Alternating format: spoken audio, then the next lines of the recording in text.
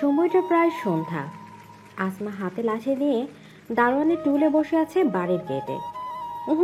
এনাকে মহিলা দারোয়ান ভাববেন না, ইনি এই খান বাড়ির কর্ত্রী। তাহলে প্রশ্ন হচ্ছে, বাড়ির কর্ত্রী কেন লাঠি নিয়ে গেটে বসে আছে? তার একটা কারণ আছে অবশ্য। কারণটা হচ্ছে সাবিয়া। মেয়েটা দিন দিন বড্ড পাজি হয়ে গিয়েছে, যাকে বলা চলে বদের হাতি। আসমার কাছে বিচার এসেছে যে সাবিয়া নাকি এক ছেলের মাথায় ডিম ভেঙেছে। আচ্ছা, এটা কোনো কথা? মেয়ে মানুষ কেন এত বাদরামি করতে হবে? ছেলেটার মাথায় কেন ডিম ভাঙতে হবে? আসমা শুধু এই এক কারণেই রাগেনি, রাগটা আরো বেশি করেছে কারণ ফ্রিজ থেকে এক হালি ডিম মিসিং মানে এই ডিম সাবিয়া ওই ছেলের মাথায় মেরেছে। কি সব কাণ্ড করে বেড়ায় মেয়েটা। আজকে মেয়ের হাল বেহাল করার জন্যই গেটের সামনে বসে আছে আসমা, কিন্তু সাবিয়ার কোনো খোঁজ নেই। সে বুঝতে পেরেছে যে আজকে তার কপালে শনি আছে। সাবিয়া তার ছোট ছোট চেলা পেলা দিয়ে খোঁজ নিয়ে জানতে পেরেছে যে তার ধোলাই দুধ বসে আছে গেটে, হাতে পেলে আজ ধোলাই করে ঝাল উপড়ে নিবে। এখন বাড়ির ভেতরে যাওয়ার তার অন্য প্ল্যান।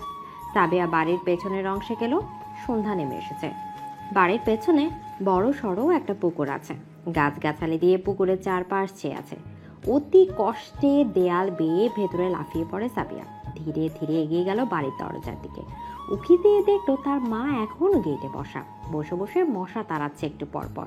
সেই সুযোগে সাবিয়া বিড়ালের মতো নিঃশব্দে পা ফেলে বাড়ির ভেতরে ঢুকে এক দৌড়ে নিজের ঘরে চলে গেল। ব্যাগটা ছুঁড়ে রাখলো টেবিলের উপর। গায়ের কলেজ ড্রেসটায় ময়লা লেগেছে, দেয়াল টপ করার জন্য তাড়াতাড়ি কাপড় নিয়ে ঢুকে গেল বাথরুমে গোসলের জন্য। গোসল শেষে ভেজা কাপড় তার ব্যালকনিতে নেড়ে দিল শুকাতে। যদিও শুকানোর সম্ভাবনা নেই বললেই চলে, কিন্তু এখন সাবিয়া ঘরের বাইরে যাবে না। যতক্ষণ পর্যন্ত না তার বাবা আশরাফ বাসায় আসবে, ততক্ষণ পর্যন্ত সে বেরই হবে না। সাবিয়া জানে তাকে বাঁচাতে পারলে একমাত্র তার বাবাই পারে। বাবা সামনে থাকলে মায়ের রাগ একদম মাটি হয়ে যায়। হাস্যকর শোনালেও এটা সত্য যে আসমা আর আশরাফ দুজন দুজনকে ভীষণ ভালোবাসে, দুজন দুজনকে মানে। একজন রাগ করলে আরেকজন রাগ ভাঙিয়ে সব মিটমাট করে নেয়। এখন আসমা রেগে আছে, আশরাফকে দেখলে এই রাগ মানি হয়ে যাবে। তারপরেই বের হবে সাবিয়া। দলীয় মিটিংয়ে বসে আছে আরিয়ান। প্রায় ঘন্টা যাবৎ মিটিং চলছে। মিটিংয়ের বিষয় ছিল বিরোধী দলের কিছু ছেলেরা কয়দিন যাবৎ ঝামেলা করছে, এর বিহিত করার জন্য আজকের এই মিটিং। আরিয়ান হলো এই দলের দলনেতা। পরিবার রাজনীতির সাথে যুক্ত থাকায় আরিয়ানের বেশি বেগ পেতে হয়নি রাজনীতিতে জড়াতে। ভালো কাজ করতে যেমন সে পারে, তেমনি কাউকে মেরে ফেলতেও তার হাত কাঁপবে না। নিজের রুলসের উপর চলে সে। মিটিং শেষে বুক পকেট থেকে সানগ্লাসটা চোখে পড়ে বের হয়ে যায়। নিজের বাইকে বসে চলে আসে বাসায়। বাসায় পা রাখতেই একজন মধ্যবয়সী মহিলা দৌড়ে এসে আরিয়ানের হাত থেকে ফলের ব্যাগটা নিয়ে নেয়। আরিয়ান বাসায় ফেরার সময় মায়ের জন্য বেশি করে আপেল নিয়ে আসে। এই কাজটা সে প্রায় করে থাকে, কারণ এটা তার মায়ের পছন্দের। মায়ের পছন্দের জিনিসগুলো নিজ হাতে কিনতে পছন্দ করে আরিয়ান। সে অনুযায়ী আজকেও ফল কিনে এনেছেন। আরিয়ান মহিলার হাতে ফলের ব্যাগ দিয়ে চলে গেল নিজের ঘরে। ফ্রেশ হয়ে রাতের খাবার খেতে এসে দেখলো মা বাবা বোন কেউই এখনো খেতে আসেনি। আরিয়ান নিজেই চলে গেল মা বাবার ঘরে। দরজায় টোকা দিতেই আরিয়ানের মা সুফিয়া ছেলেকে ভেতরে ঢোকার অনুমতি দিলেন। ঘরে ঢুকে দেখলো মা বাবা আর বোন রিমি একই সাথে বসে আছে। সবাইকে একই সাথে দেখে সন্দেহসূচক দৃষ্টিতে তাকালো তাদের দিকে। সুফিয়া একগাল হেসে ছেলেকে পাশে এসে বসতে বললেন। আরিয়ান বসতে বসতে জিজ্ঞেস করলো, হঠাৎ করে তিনজন একসাথে এক ঘরে ব্যাপার কি? হঠাৎ করে তিনজন একসাথে ঘরে ব্যাপার কি? কেন রে, একসাথে বসা নিষেধ নাকি? নিশ্চিত তো বলিনি, জিজ্ঞেস করেছি হঠাৎ একসাথে কেন। নির্ঘাত কোনো প্ল্যান চলছে? হ্যাঁ, তা তো অবশ্যই ঠিকই বলেছিস। কিসের প্ল্যান? বলছি কি রিমির আম্মু, আমার কিন্তু ক্ষুধা লেগে গিয়েছে। টেবিলে খাবার দিতে বলো, খেতে খেতে না হয় কথা বলা যাবে। সবাই মিলে খাবার খেতে বসলো। টুকটাক কথা বলতে বলতে রিমি বলে উঠলো, এই আরিয়া, মা তোর জন্য বিয়ের চিন্তা করছে। বয়স তো 26 পার হলো, পছন্দের কেউ থাকলে বলতে পারিস। আরিয়ান তখন পানি খাচ্ছিল। রিমির এমন কথায় পানি তালু দিয়ে ঢুকে নাক দিয়ে বের হয়ে আসলো। কাশতে কাশতে নাকে চাপ দিয়ে ধরলো আরিয়ান। নাক চেপে ধরেই বলল, আপু, আমার না হয় 26 হলো, কিন্তু তোমার তো 28 বছর শেষ। বড় হয়ে আগে বিয়ে না করে আমাকে কেন ফাঁসাতে চাইছো? আদবুড়ি হয়ে থাকতে চাচ্ছ নাকি? মা, এটা কিন্তু একদম ঠিক না। বড় বোনকে বিয়ে না দিয়ে আগে ছোট ছেলেকে কেন বিয়ে দিতে চাইছো? বাবা, তুমি কেন কিছু বলছো না? আমি এখন বিয়ে করব না। যেদিন কোনো মেয়েকে পছন্দ হবে সেদিন আমি নিজেই বিয়ের কথা জানাবো। বেশ তো, তোমাদের দু ভাই বোনের কাউকেই বিয়ে করতে হবে না, আমাদের দুই বুড়ো বুড়ি বৃদ্ধাশ্রমে রেখে আসো, তাহলে আরো ভালো হবে। এত বয়সে এখনো না দেখতে পেলাম মেয়ের ঘরের কোনো নাতি নাতনি, আর না দেখতে পেলাম ছেলের ঘরের। এর চেয়ে বিরক্তিকর জীবন আর কি হতে পারে? মা, এভাবে কেন বলছো? আচ্ছা ঠিক আছে, আগে আপুর বিয়ে দাও, তারপর আমার বিয়ে নিয়ে আমি আর কোনো অমত করব না। তোমার বুড়ি মেয়েকে আগে বাড়ি থেকে বের করো। রিমি তার পাশে থাকা বাটি থেকে একটা শিমের বিচি ছুঁড়ে মারলো আরিয়ানের মুখে। মুখ ফুলিয়ে বলল, আমি বুড়ি হলে তুই বুড়ো খাটাইস। বাবা, তোমার ছেলেকে সাবধান করে দাও বলছি, নয়তো বিয়ে করব না কখনো, ওর ঘাড়ে বসে বসে খাবো। তোমাদের ভাই বোনের ঝামেলা তোমরাই মিটিয়ে নাও, এতে আমাদের দুই বুড়ো বুড়িকে টানবে না। আমরা এখন শুধু তোমাদের বিয়ে দিয়ে সুখী দম্পতি হিসেবে দেখতে চাই, ব্যাস। খাবার টেবিলে এভাবে খাওয়া দাওয়া চললো আরেকখান ফ্যামিলির। সাবিয়া ঘরে পায়চারি করতে করতে ক্লান্ত হয়ে গিয়েছে। বাবার আসার ক্ষুধা মেটে চার্জহীন ফোনের মতো ব্যাটারি লো হয়ে গিয়েছে তার। এক পর্যায়ে শুয়ে ঘুমিয়েও পড়ে। রাত প্রায় 10টা, তখন সাবিয়ার দরজায় টোকা পড়ে। বেশ কয়েকবার আওয়াজ করার পর সাবিয়ার ঘুম ভাঙে। সাবিয়া হুট করে শোয়া থেকে উঠে দাঁড়িয়ে পড়ে। তারপর ঢুলতে ঢুলতে গিয়ে দরজা খুলে দেখে তার বাবা গোমরা মুখে দাঁড়িয়ে আছে। সাবিয়া বাবাকে দেখিয়ে ঘুমু ঘুমু চোখে তাকে একটু হেসে বাবার বুকে গিয়ে মাথা রেখে চোখ বন্ধ করে দিল। আশরাফ মেয়ের এমন কাণ্ডে মুচকি হাসলো।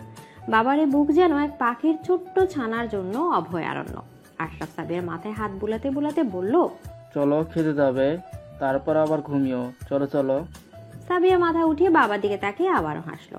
তারপর বাবার হাত ধরে হেলে দুলে গিয়ে চেয়ারে বসলো। মেয়ের পাশেই চেয়ারে বসলো আশরাফ। আসমা খাবার বেড়ে দিতে দিতে বলল, তোমার মেয়েকে জিজ্ঞেস করো অন্যের মাথায় ডিম কেন ভাঙলো। ডিম কি আসমান থেকে টুপ করে পড়ে ঘরে আসে, নাকি টাকা দিয়ে কিনে আনতে হয়? টিফিনে আর ডিম ভাজা পাবে না, বলে দাও তাকে।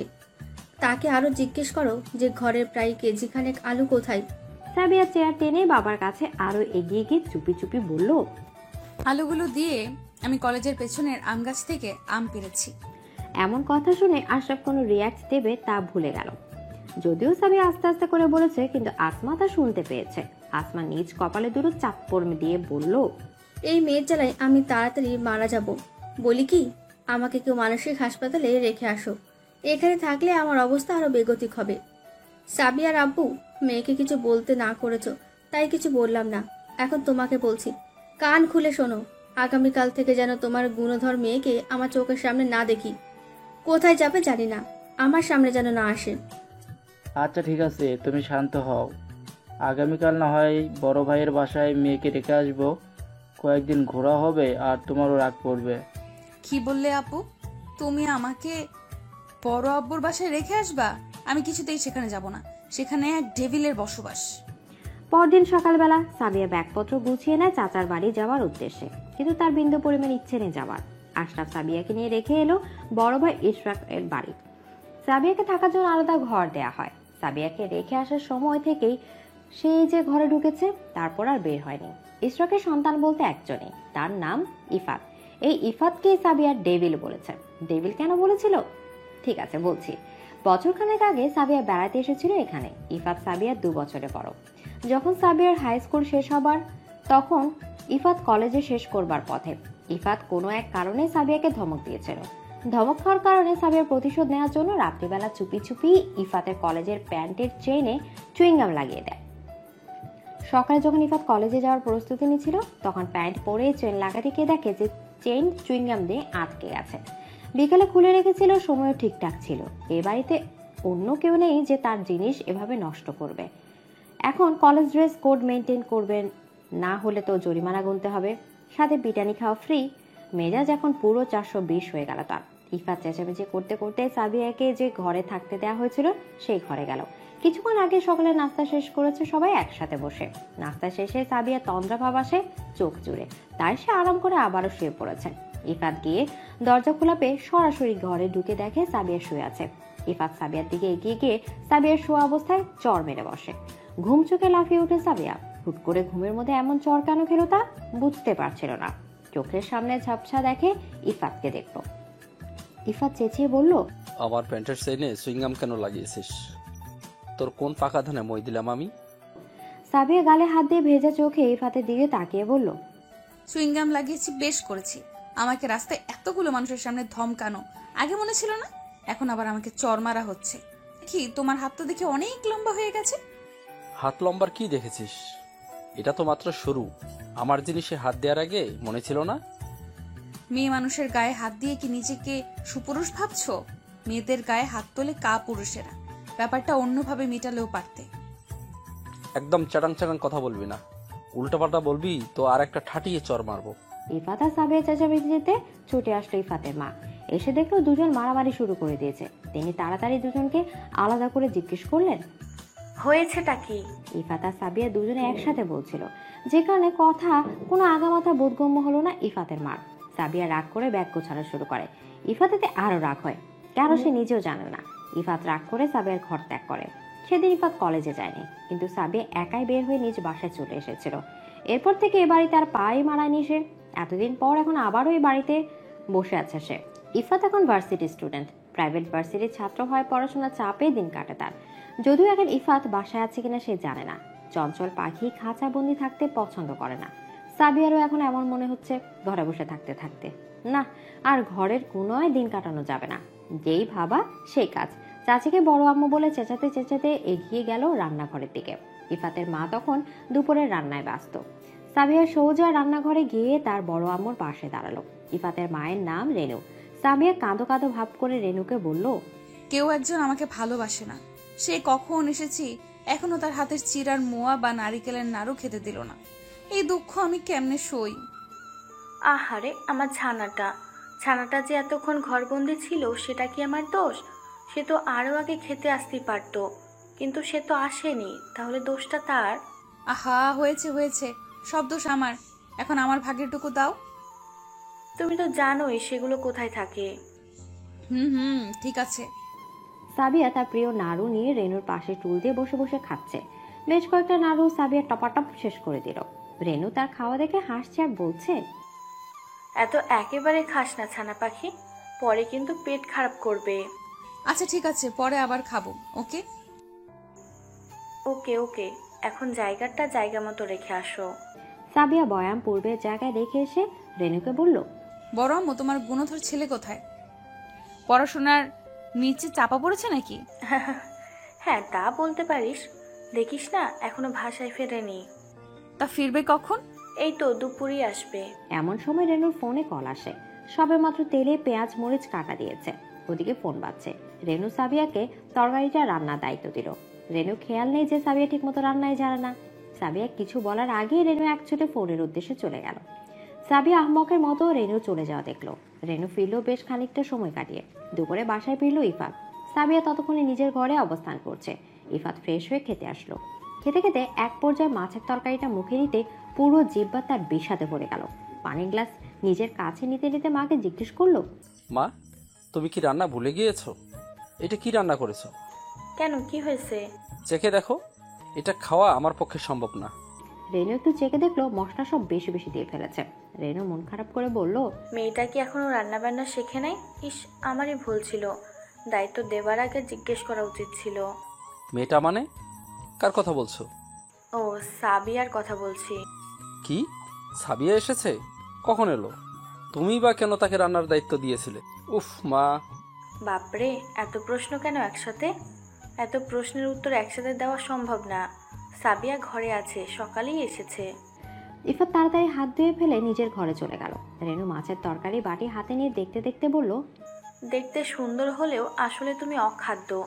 কিন্তু এতে তোমার দোষ নেই, দোষটা আমার যে ছেলের পছন্দের খাবার নিজ দায়িত্বে রান্না না করে অন্যকে রান্না করতে দিয়েছি। আপা কেন যে মেয়েটাকে এখনো রান্না শেখালো না? ইফাত ঘরে ঢুকে দরজা বন্ধ করে দিয়ে পায়চারি করছে। কিছুক্ষণ পায়চারি করে টেবিলের ড্রয়ার থেকে একটা ডায়েরি বের করে তাতে লিখলো, তোকে অনেক কথা বলতে চাই, কিন্তু আমি বড্ড ভীতু। তোর সামনে যাওয়ার সাহসটুকু পাই না। দিনকে দিন এই ভয়টা বাড়ছে। আচ্ছা, তুই কি পারিস না আমার সামনে আসতে? দিবি কি একটা সুযোগ? দুপুর গড়িয়ে যাচ্ছে, কিন্তু সাবিয়ার ঘর থেকে বের হওয়ার নাম নেই। শুয়ে শুয়ে ফোনে ইউটিউব ঘেটে যাচ্ছে। ওদিকে ইফাতও ঘরে বসে আছে। দুজন দু ঘরে নিজেদের বন্দি করে রেখেছে।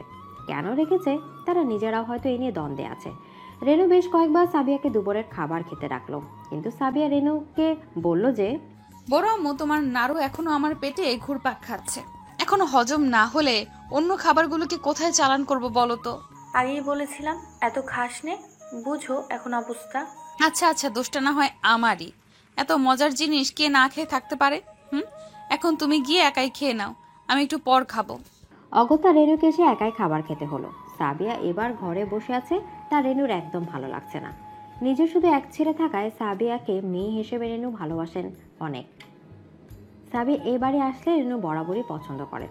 সাবিয়ার পছন্দের খাবারগুলো তৈরি করে রাখেন। সাবিয়ার চঞ্চলতা রেনুর ভালো লাগার একটা অংশ। কিন্তু এবার সাবিয়া এসে ঘরের মধ্যে বেশি থাকছে। মেয়ে মানুষ বড় হচ্ছে, তাই হয়তো ম্যাচুরিটি চলে এসেছে। এসব ভেবে রেনু নিজেকে সান্ত্বনা দেয়। বিকেল ঘনিয়ে এলে সাবিয়া বের হয় ঘর থেকে। পেট এখন দুর্ভিক্ষে পড়েছে। পাকিস্তানি এখন মিছিলে নেমেছে খাবারের জন্য, যে কারণে সাবিয়াকে ঘর থেকে বের হতেই হলো খাবারের জন্য। ইফাত আছে কিনা তার চারপাশ দেখতে দেখতে বের হলো সাবিয়া। রান্নাঘরে খাবারের টেবিল। রান্নাঘর থেকে অন্যান্য ঘর দেখা না গেলেও বসার ঘর দেখা যায়। সাবিয়া সেদিকে খেয়াল না করে রান্নাঘরে গিয়ে নিজে নিজে খাবার নিয়ে খাওয়া শুরু করলো। বসার ঘর থেকে টিভির আওয়াজ আসছে, মনে হয় কেউ টিভি দেখছে। খাবার খেতে খেতেই উকি দিল সেই ঘরের দিকে, কে আছে তা দেখার জন্য। হুট করে সাবিয়া কাশতে শুরু করলো, কারণ সাবিয়া যখন বসার ঘরের দিকে তাকায় তখন সে দেখে যে ইফাত হাতে রিমোট টিভির দিকে তাক করে তার দিকে তাকিয়ে আছে। চোখে চোখ পড়ে গেল সাবিয়া এমন বিষম খায়। ভাতের দানা তালু বেয়ে নাকে চলে এসেছে। পাশে থাকা পানির গ্লাস থেকে ডকডক করে পানি খেয়ে নিল সাবিয়া। তারপর চেয়ার পাল্টে বসার ঘরের দিক পিঠ দিয়ে বসলো সাবিয়া। সাবিয়া উল্টো বসলো। ইফাত তাকিয়েছিল সাবিয়ার চুলের দিকে। সাবিয়ার যে বেশ লম্বা চুল আছে ঠিক তা না, পিঠের মাঝ বরাবর লম্বা সিল্কি চুল। এই সিল্কি চুলের দিকেই ইফাতের নজর পেরেছে। ইফাত উঠে সাবিয়ার দিকে গেল। সাবিয়া বুঝতে পারছে তার পেছনে ইফাত দাঁড়িয়ে আছে। বুঝতে পেরেও সাবিয়া পেছনে তাকালো না। যখন রেনু বলল, কি রে ছানা, সারাদিন পর এখন বুঝি খেতে মন চাইলো? সাবিয়া পেছনে ঝটপট তাকালো, দেখলো ইফাত নেই এখানে। তার জায়গায় বরং তার মা দাঁড়িয়ে আছে। সাবিয়া খেতে খেতে জিজ্ঞেস করলো, কোথাও বের হচ্ছ বড় আম্মু? হ্যাঁ, একটু হাঁটতে বের হব, যাবে আমার সাথে? অবশ্যই যাব। 1 মিনিট সময় দাও, হাত ধুয়ে নেই। ওকে ঠিক আছে, আমি গেটের সামনে যাচ্ছি, তুই হাত ধুয়ে আয়। সাবিয়া তাড়াতাড়ি হাত ধুয়ে ঘরে গেল। চুলগুলো কোনো রকম ক্লিপ দিয়ে আটকে দৌড়ে বের হতে নিলে দেখে যে ইফাত দরজায় দাঁড়ানো। ইফাত সাবিয়াকে বলল, এত তিরিং বিরিং করে না দৌড়ে কি শান্তিমতো হাঁটা যায় না? সমস্যা কি তোমার? আমার পা দিয়ে আমি হাঁটি না দৌড়াই সেটা আমার ব্যাপার। সরে দাঁড়াও সামনে থেকে। এই, আমি কানে কি কম শুনি? এত চেঁচিয়ে কথা বলিস কেন? আপনি হচ্ছেন একজন ঠসা লোক, আপনার এইভাবেই কথা বলতে হবে। এই ঠসা কি? হ্যাঁ, ঠসা বোঝেন না? মানে আপনি বধির, কালা, সরেন এবার। যতই ভাবি না কেন তোর সাথে ভালো ব্যবহার করব, কিন্তু তুই তা হতে দিবি না। ধুর, যা তো যা, যেখানে যাচ্ছিলি যা। আর হ্যাঁ, রাস্তায় কাউকে বিরক্ত করবি না কোনোভাবে। এলাকার অবস্থা সুবিধার না, হুটহাট কাউকে কিছু বলবি না। আপনার জ্ঞানের আমার প্রয়োজন নাই। সাবিয়া বের হয়ে গেল। রেনু আর সাবিয়া মিলে হাঁটতে হাঁটতে লেকের পাড়ে গেল। পরন্ত বিকেলে আলো সবুজ ঘাসের উপর ফুরফুরে বাতাস গায়ে মেখে হাঁটতে বেশ ভালোই লাগে। বিকেলবেলা অনেক মানুষের সমাগমে মুখরিত থাকে এই লেকের পাড়। কেউ আসে পরিবারের সাথে, কেউ আসে বন্ধু বান্ধবদের সঙ্গে, কেউ আসে দম্পতি হিসেবে, আবার কেউ আসে একা একা দুঃখ বিলাস করতে। রেনু আর সাবিয়া বেশ খানিকক্ষণ হাঁটার পর পাড়ে গিয়ে বসলো। রেনু সাবিয়াকে জিজ্ঞেস করে যে সাবিয়া বাদাম খাবে কিনা, খেলে রেনু কিনে দেবে। সাবিয়া রেনুকে বসে নিজেই খেলো বাদাম কিনতে। 2-3 জন বাদামওয়ালা আছে এখানে। সাবিয়া একজনের কাছ থেকে বাদাম কিনে ফেরার সময় এক ছেলের সাথে ধাক্কা লেগে সাবিয়ার হাত থেকে বাদাম পড়ে যায়। সাবিয়া কয়েক সেকেন্ডে পড়ে যাওয়া বাদামের দিকে অসহায় দৃষ্টিতে তাকিয়ে থাকার পর রাগী চোখে সামনের দিকে তাকায়। তাকে দেখলো এক যুবক চলে যাচ্ছে। সাবিয়া রেগে বিড়বিড় করে বলছে, একে তো ধাক্কা লাগালো, দ্বিতীয়ত বাদামও পড়ে গেল। আমি তো একটা সরি অন্তত পক্ষে ডিজার্ভ করি। এই লোকে দেখছি মানবিক বোধও নেই। দাঁড়ান, হচ্ছে আপনার ব্যবস্থা। সাবিয়া এক দৌড়ে ছেলেটির সামনে এসে দাঁড়ায়। সাবিয়ার সামনে দাঁড়ালে ছেলেটা ব্রু কুচকে তাকায় সাবিয়ার দিকে। কানে ফোন ধরে রেখেছে ছেলেটি। মুখ তার স্পষ্ট বিরক্তকর ভাব প্রকাশ পাচ্ছে। ছেলেটি যে খুব সুন্দর চামড়া সেরকম না, তবে তাকে অবশ্যই সুদর্শন লাগে। এখন তার চেহারা বর্ণনা না করলেও চলবে। ছেলেটি এক হাতে কানে ফোন ধরে রেখেছে আর অপর হাতে বাদামের ঠোঙ্গা। বাদামের ঠোঙ্গা থেকে সাবিয়া একগাল শয়তানি টাইপ হাসি দিল। তারপর ছো মেরে ছেলেটির হাত থেকে বাদামের ঠোঙ্গা নিয়ে বলল, ওখানে ধাক্কা দিয়ে যেগুলো ফেলে দিয়েছেন সেগুলো নিজে কুড়িয়ে নিন। আর হ্যাঁ, সরি বলা শিখুন, নয়তো এরকম ঘটনা আরো ঘটবে আপনার সাথে। মাত্র 3 সেকেন্ডে সাবিয়া এই 2 লাইন কথা বলে ভৌ দৌড়ে সে জায়গা ত্যাগ করে ফেলেছে। ঘটনা আসলে কি ঘটে গেল ছেলেটি তা বোঝার আগে সাবিয়ার পগার পার। ছেলেটি ফোন কল কেটে পেছনে কয়েক কদম দূরে তাকিয়ে দেখলো এক ঠেঙ্গা বাদাম নিচে ছড়িয়ে পড়ে আছে। একবার সে পড়ে থাকা বাদামের দিকে তাকাচ্ছে, আর একবার সে সাবিয়া চলে যাওয়ার রাস্তার দিকে তাকাচ্ছে। পাশ থেকে কে একজন ডাকলো, আরিয়ান। সেদিকে ফিরে তাকালো, আরিয়ান। হ্যাঁ, ছেলেটি আরিয়ানই ছিল। আরিয়ান বোকার মতো স্থির হয়ে দাঁড়িয়ে রইল বেশ কিছুক্ষণ। কি ঘটে গেল তা তার মাথার উপর দিয়ে গেল। সে ভেবে পায় না যে একজন অপরিচিত মানুষের সাথে একটা মেয়ে এমন বদমাইশি কিভাবে করতে পারে। তার উপর এত তাড়াতাড়ি কথা বলেছে যে মহাকাশে রকেট নিক্ষেপ করা হয়েছে। ধূমকেতুর মতো ছুটে আবার পালিয়েও গিয়েছে। আরেকবার যদি হাতে না গেলে পায় মেয়েটাকে, তাহলে এর প্রতিশোধ আরিয়ান অবশ্যই নেবে। সাবিয়া দৌড়ে গিয়ে রেনুর পাশে গিয়ে বসে। রেনু জিজ্ঞেস করলো, কি রে ছানা, এমন উড়ে উড়ে আসলি কেন? কেউ কি তাড়া করেছে নাকি? তার চেয়েও বড় কিছু বড় আম্মু, যা করেছি তা নিজেও ভাবিনি যে করব। কি করেছিস শুনি? সাবিয়া ঘুরে যাওয়া ঘটনা খুলে বলল। সাবিয়ার কথা শুনে রেনু চোখ বড় বড় করে তাকিয়ে আছে। সাবিয়াকে যে কি বলবে রেনু ভেবে পাচ্ছে না। রেনুর যেমন সাবিয়ার কাণ্ডে হাসি পাচ্ছে, তেমন ভয়ও পাচ্ছে যে কার সাথে জানি এমন ব্যবহার করলো, পরে না এর জন্য কোনো সমস্যার সম্মুখীন হতে হয়। রেনু বড় করে নিঃশ্বাস ফেলে সাবিয়াকে বলল, চল বাসায় ফিরে যাই, আজকে আর থাকার দরকার নেই। বড় আম্মু, বসি না আর একটু, পরন্ত বিকেলটা বেশ ভালোই লাগছে। আর ভালো লাগতে হবে না, চলো এখন বাসায়। কার সাথে জানি দুষ্টুমি করে এসেছো, এখন যদি সে খুঁজতে খুঁজতে এখানে চলে আসে? আসুক না, তাতে কি? তাকে আবারও কুপকাত করে দেব। ওরে আমার মা, মাপ চাই, আর এসব করিস না, জলদি বাসায় চল। হ্যাঁ, কি আর করার, চলো তাহলে। রেনু ও সাবিয়া বাসায় ফিরে গেল। এদিকে আরিয়ান নিজের গাড়িতে গিয়ে বসলো। যে মেয়েটা আরিয়ান বলে ডাক দিয়েছিল তার নাম রাশা, আরিয়ানের কলেজ লাইফের বান্ধবী। আরিয়ানকে পছন্দ করত, পিছে পিছে ঘুরেছে বহু সময়, কিন্তু লাভ হয়নি। অবশেষে মেয়েটার বিয়ে হয় অন্যথায়, কিন্তু বছর ঘুরতে না ঘুরতে ডিভোর্স হয়। তারপরের নাকি অন্য মেয়েদের প্রতি নেশা ছিল। এসব রাশা মেনে নিলেও যখন থেকে রাশার গায়ে হাত তোলা শুরু করলো, তখন রাশা আর মেনে নেয়নি, ডিভোর্স দেয় ছেলেটাকে। এজন্য এক নরকীয় জীবন ছিল। রাশা এখন আরিয়ানের সাথে গাড়িতে বসে আছে। রাশা হয়তো আবারও আশা নিয়ে ফিরে এসেছে আরিয়ানকে পাওয়ার। আরিয়ান ড্রাইভিং সিটে বসে রাগ করে গাড়ির স্টিয়ারিং জোরে চেপে ধরেছে বারবার। রাগ মিশ্রিত ক্ষীণ স্বরে বারবার বলছে, আমার হাত থেকে আমার জিনিস ছিনিয়ে নেয়া এত বড় অপমান আমি কিছুতেই মেনে নেব না। রাশা, গাড়ি থেকে নাম। আমি আবার কি করলাম? অন্তত আমাকে মোড় পর্যন্ত এগিয়ে দাও। নামতে বলেছি না তোকে? গালি শুনতে যাচ্ছিস? কিছু হলেই গালাগাল দিতে চাও কেন? যত সব বাজে অভ্যাস। যাচ্ছি যাচ্ছি, বলতে হবে না আর কিছু। রাশা নেমে যাওয়ার সাথে সাথে আরিয়ান হাই স্পিডে গাড়ি চালিয়ে চলে গেল। রাশা দাঁড়িয়ে কিছুক্ষণ সেই চলে যাওয়া দেখলো। রাশা আরিয়ানের চলে যাওয়ার পথে চেয়ে বিড়বিড় করে বলল, আজ পর্যন্ত ঠিক মতো কথা বলেই উঠতে পারলাম না আরিয়ানের সঙ্গে। ওর রাগের ভয়ে ততষ্ট হয়ে থাকি। কে ওই মেয়ে যে কিনা ওই সিংহের থাবা থেকে তারই প্রিয় বাদাম ছিনিয়ে নিয়ে গেল? মেয়ে, তোমাকে পেলে নির্ঘাত দুগা লাগিয়ে দেব। তোমার জন্যই আরিয়ানের সঙ্গ হারাতে হলো এখন। সন্ধ্যা হওয়ার পথে রাশা পা বাড়ালো তার গন্তব্যের দিকে। আরিয়ান বাসায় প্রবেশ করে দেখলো বসার ঘরে অপরিচিত কয়েকজন মানুষ বসে আছে।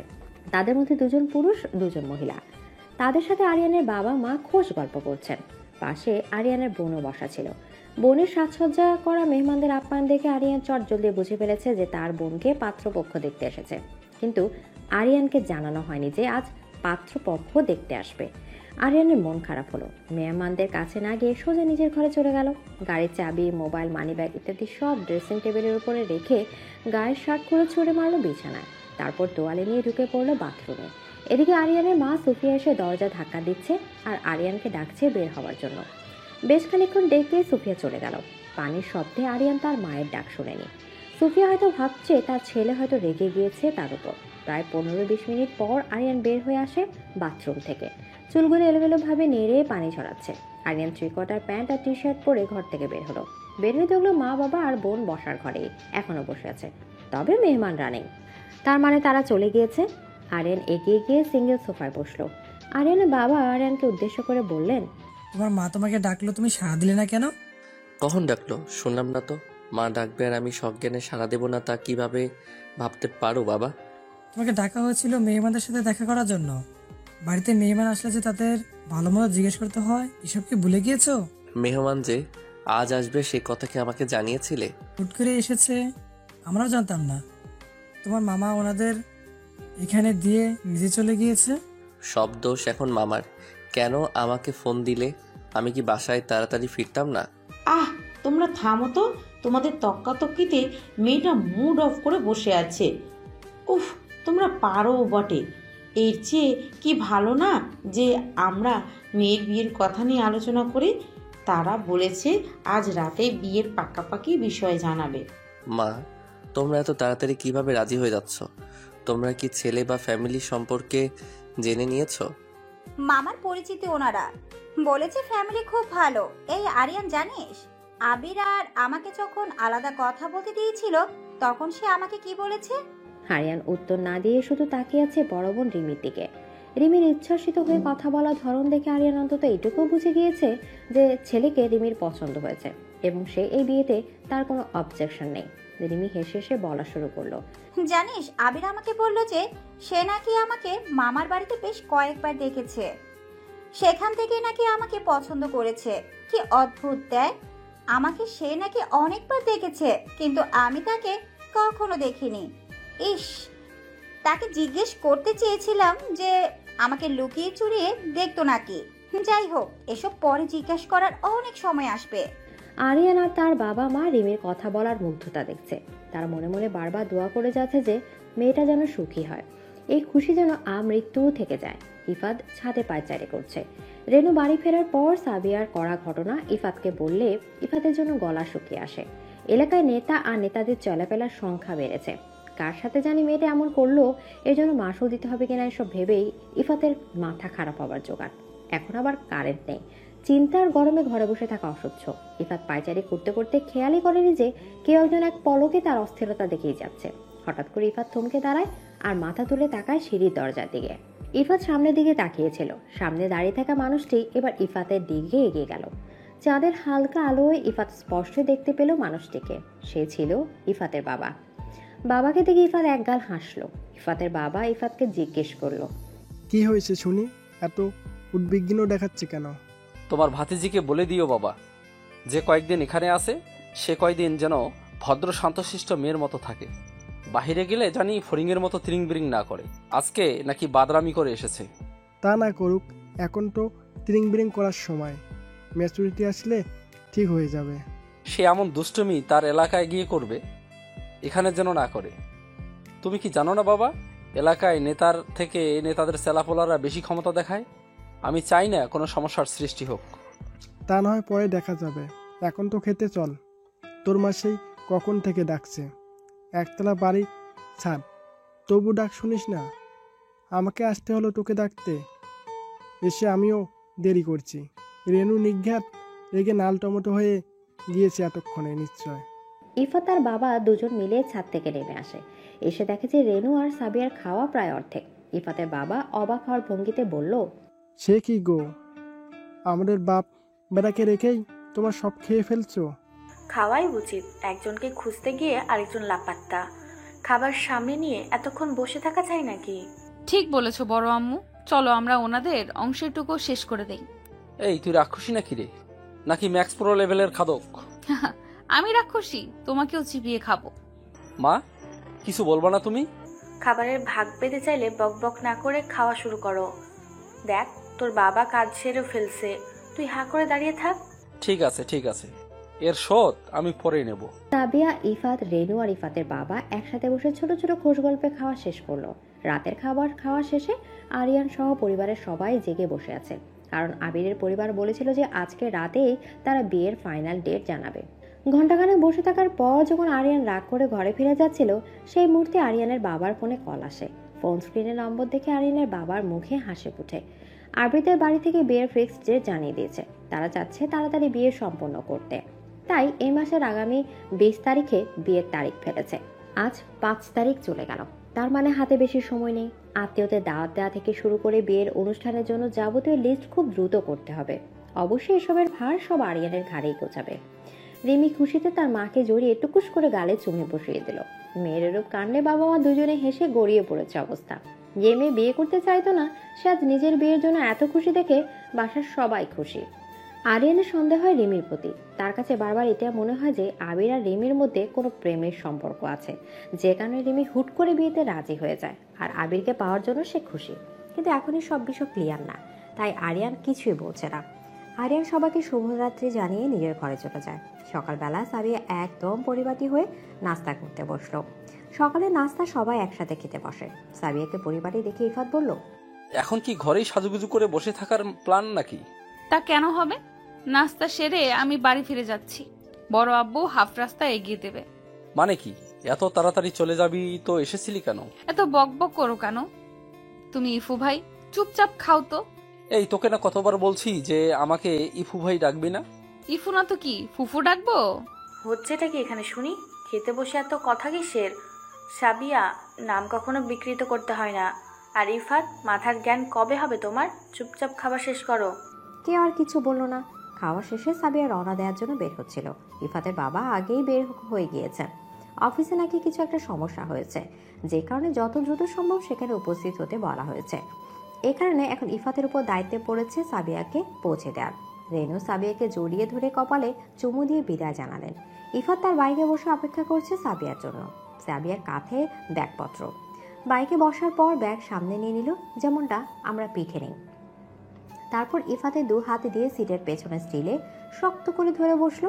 ইফাতেতে কিছুটা রাগ করলেও কিছু বলল না, কারণ জানে এই মেয়েটাকে কথা গিলানো সহজ না। যা ইচ্ছা করে, ঘাটতেরা মেয়ে মানুষ। অল্প সময় সাবিয়াদের বাড়ির গেটের সামনে এসে থামলো ইফাতের বাইক। পুরো রাস্তায় কেউ কারোর সাথে কোনো কথাই বলেনি। সাবিয়া বাইক থেকে নেমে বাড়ির ভেতরে চলে যাচ্ছিল, এমন সময় ইফাত বলে উঠল, হারামি একটা ধন্যবাদও অন্তত দিতে পারে না। ধন্যবাদ মনে হচ্ছে বাপের বাড়ির সম্পত্তি, নাকি আমাদের বাড়িতে ওইটা ফেলে এসেছিস? ইফাত ভাইয়া ধন্যবাদ, এখন যেতে পারো। চাচার বাড়ির দোরগোড়া থেকে চলে যাব? চাচার বাড়ি এটা, শ্বশুর বাড়ি না যে লোকে খারাপ বলবে। সোজা বাড়ি ফিরে যাও এখন। তুই জীবনেও ভালো হবি না। কে তোকে বিয়ে করে? ওই শালাকে দেখার আছে আমার। তুমি আসলেই ছ্যাঁচড়া। সাবিয়া দেরি না করে এক দৌড়ে বাসায় চলে গেল। ইফাত আর ভেতরে গেল না, ফিরে গেল বাড়িতে।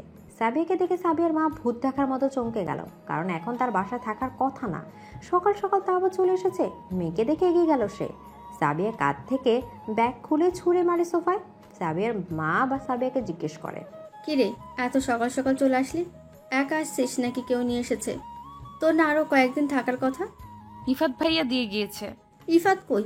বাসায় এলো না কেন? আমি কি জানি কেন আসেনি? তাকেও ফোন দিয়ে জিজ্ঞেস করো। আর হ্যাঁ, আমার আজকে প্র্যাকটিক্যাল ক্লাস আছে। তোমার রাগ কমাতে পাঠিয়ে দিলে বেড়াতে। আমার যে দুদিন পড়ার ক্ষতি হলো সেটা ভাবলে না? এত কথা এখন বলছিস কেন? আগে বলতে কি কেউ না করেছিল? আমি আর ঘন্টাখানিক পর কলেজ যাব। এইখানে বসে আধা ঘন্টা ঘুমাবো, ঠিক আধা ঘন্টা পর ডাক দিও। বাইকে চড়ে মাথা ঘুরছে। ঘরে গিয়ে ঘুমা। না, বেশি আরামে ঘুমালে আজ সারাদিনেও ঘুম ভাঙবে না। আচ্ছা, এখানেই ঘুমা। আরিয়ান এই মুহূর্তে তার দলীয় অফিসে বসে আছে। বাকি মেম্বাররা আসলে তাদের নিয়ে বিয়ের অনুষ্ঠানের ব্যাপারে আলোচনা করবে, তারপর কেনাকাটা করতে বেরোবে। কে জানে আজ কি হবে। আরিয়ান বসে বসে লিস্ট তৈরি করলো যা যা লাগবে সেসবে। তারপর এক একজন এক এক কাজে দায়িত্ব বুঝিয়ে দিয়ে বের হয়ে গেল কেনাকাটা করার জন্য। সাবিয়া কলেজে প্র্যাকটিক্যাল ক্লাস শেষে কিছু খাওয়ার জন্য তার বান্ধবী চারুর সাথে বের হয়। সাবিয়া বলল, চারু চল আজকে ফুচকা খাই, দুদিন যাবত খাই না। মাফ চাই, আমি আর ফুচকা খাওয়াতে নাই। ওমা, কেন? তুই না ফুচকা ভালোবাসিস? বাসতাম, এখন বাসি না। ওদিন খাওয়ার পর এত পরিমাণের পেটে ব্যথা হয়েছিল যে আমাকে হসপিটালে নিয়ে গিয়েছে আব্বু। এরকম কখন হলো? আমাকে জানালি না কেন? তুই সেদিন কলেজে আসিস নাই। আসল কথা কি জানিস? আসল কথা আবার কি? আসল কথা হচ্ছে তুই আমাকে রেখে একা ফুচকা খাইছিস, সেজন্য তোর পেটে ব্যথা হয়েছে। ধুর মাইয়া, এই তোর আসল কথা? হা হা হা হা। যাই বলিস না কেন, আমি ফুচকার খাচ্ছি না। চল সামনের রেস্টুরেন্টে যাওয়া যাক, দেখি কি খাওয়া যায়। জো হুকুম জনাবা, চলুন যাওয়া যাক। ঢং, জো হুকুম জনাবা। সাবিয়া আর চারু মিলে রেস্টুরেন্টে ঢুকলো। কোনোভাবে আরিয়ানও সেখানে উপস্থিত, কিন্তু দুজন দুজনকে দেখেনি। চারুর জন্য সবজি রোল আর সাবিয়ার জন্য সিঙ্গারা অর্ডার করলো। চারু আর সাবিয়া আয়েশ করে খেয়ে নিল। বিল দেওয়ার সময় ঘটলো অঘটন।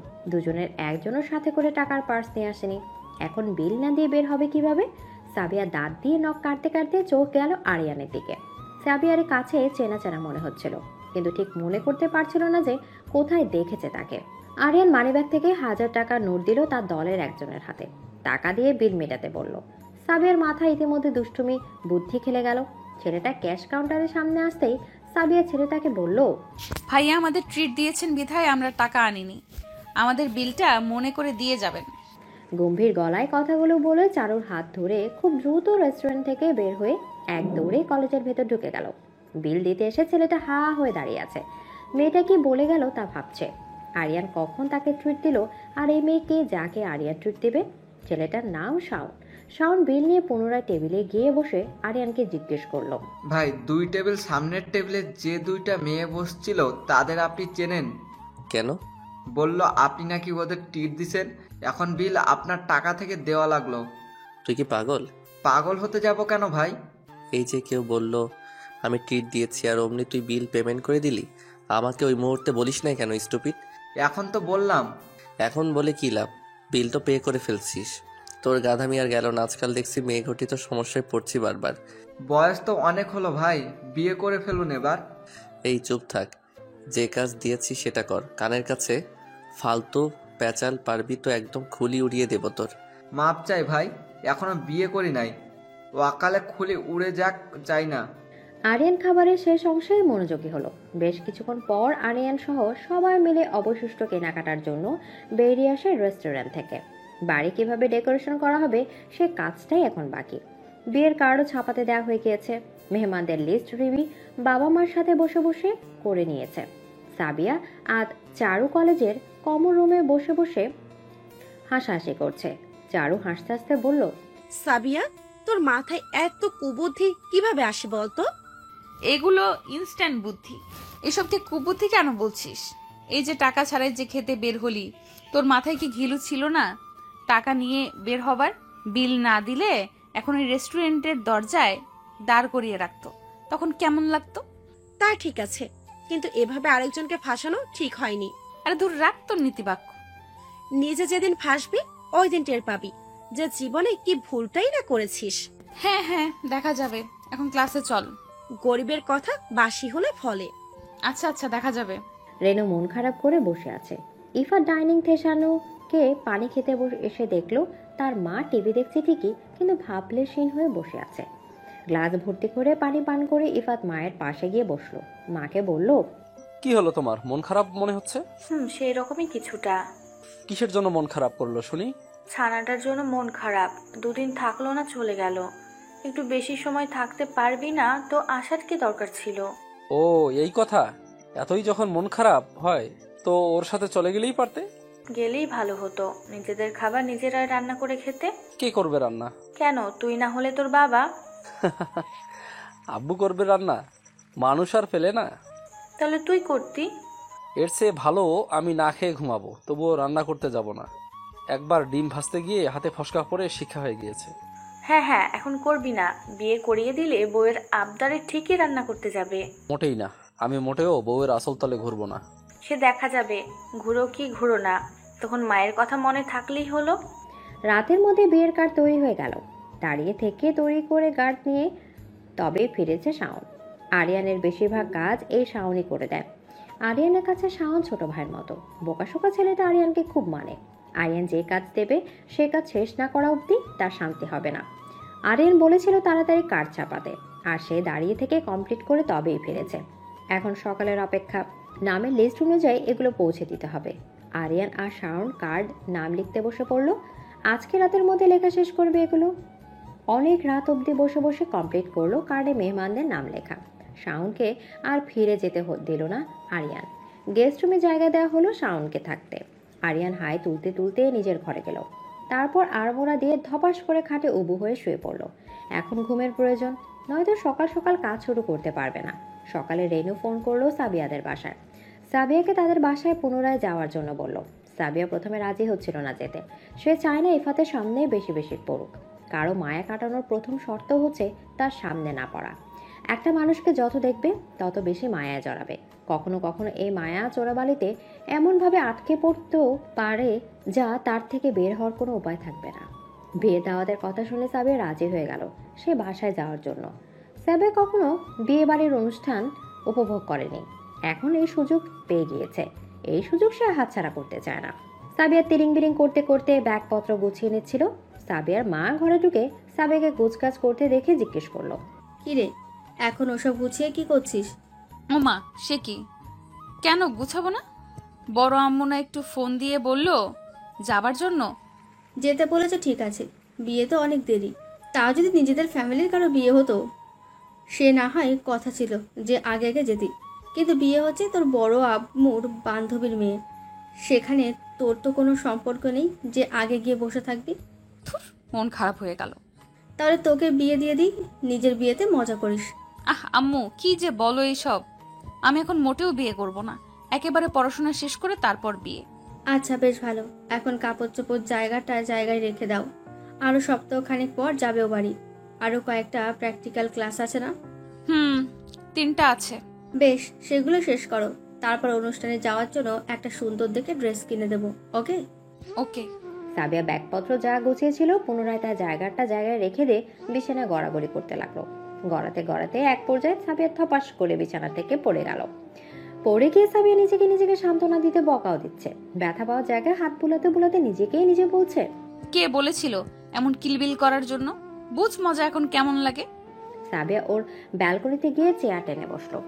গ্রিল বেয়ে ছড়িয়ে পড়া লতানো গাছের নীল রঙের ফুলগুলোর দিকে অপলোক নেত্রে তাকিয়ে রইল বেশ খানিকক্ষণ। কোন এক সময় ইফাতের কথা মনে পড়লো সাবিয়ার। দিনটা ছিল রোজার ঈদের দিন। সকালে নামাজ শেষ হলে ইফাত সহ ওর বাবা মা সাবিয়াদের বাড়ি আসে। ঈদের দিন এক আত্মীয়ের বাড়ি আরেক আত্মীয় আসবে, তা স্বাভাবিক এবং খুশির বিষয়। সাবিয়াও খুশি ছিল। সাবিয়াকে সবাই সালামি দিল ঈদের, শুধু ইফাত দিল না। ইফাত সাবিয়াকে সালামি দিতে রাজি হলো, কিন্তু শর্ত জুড়ে দিল। সাবিয়াকে সালামি দেবে বলে ইফাত তার কাঁধ ম্যাসেজ করিয়েছে বেশ সময় ধরে। তারপর সাবিয়া ক্লান্ত হয়ে ইফাতের কাছে সালামি চাইলে ইফাত না করে বসে।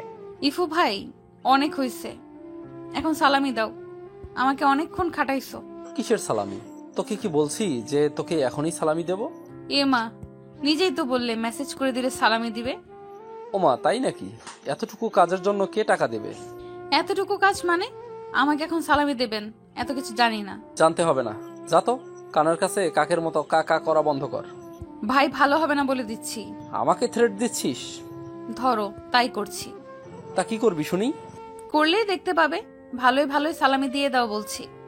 দেব না, যা ইচ্ছা কর গিয়ে যা। এই বাড়িতে যতক্ষণ থাকবে ততক্ষণ তোমাকে শান্তিতে থাকতে দেব না। ওরে আমার শান্তির মার ম্যানেজার রে, দেখি তুই কি করিস। Wait and watch. সাবিয়া চলে গেলে ইফাত সোফায় শুয়ে পড়ে। কিছুক্ষণ পরেই গরমে বাসার সবাই অস্থির হয়ে পড়লো। ঈদের দিনও যে লোডশেডিং হয় এটা ভেবে ইফাত অবাক হচ্ছে। বাহিরে বৃষ্টি নামবে ভাব, তবে তাপ প্রচুর।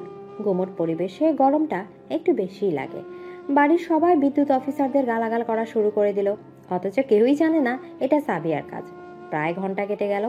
সাবিয়া তার ঘরে ছোট্ট চার্জার ফ্যান চালিয়ে বসে গায়ে বাতাস লাগাচ্ছে।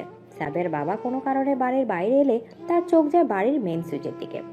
আরও এগিয়ে গিয়ে দেখলো যে সব কটা সার্কিট ব্রেকারের সুইচ অফ করা। তার মানে এটা কেউ জেনে শুনে করেছে। সুইচগুলো অন করে বাড়ির ভেতরে এসে দেখলো যে সাবিয়া সারা বাড়িতে ছুটছে আর বলছে, কারেন্ট চলে এসেছে। ইয়ে।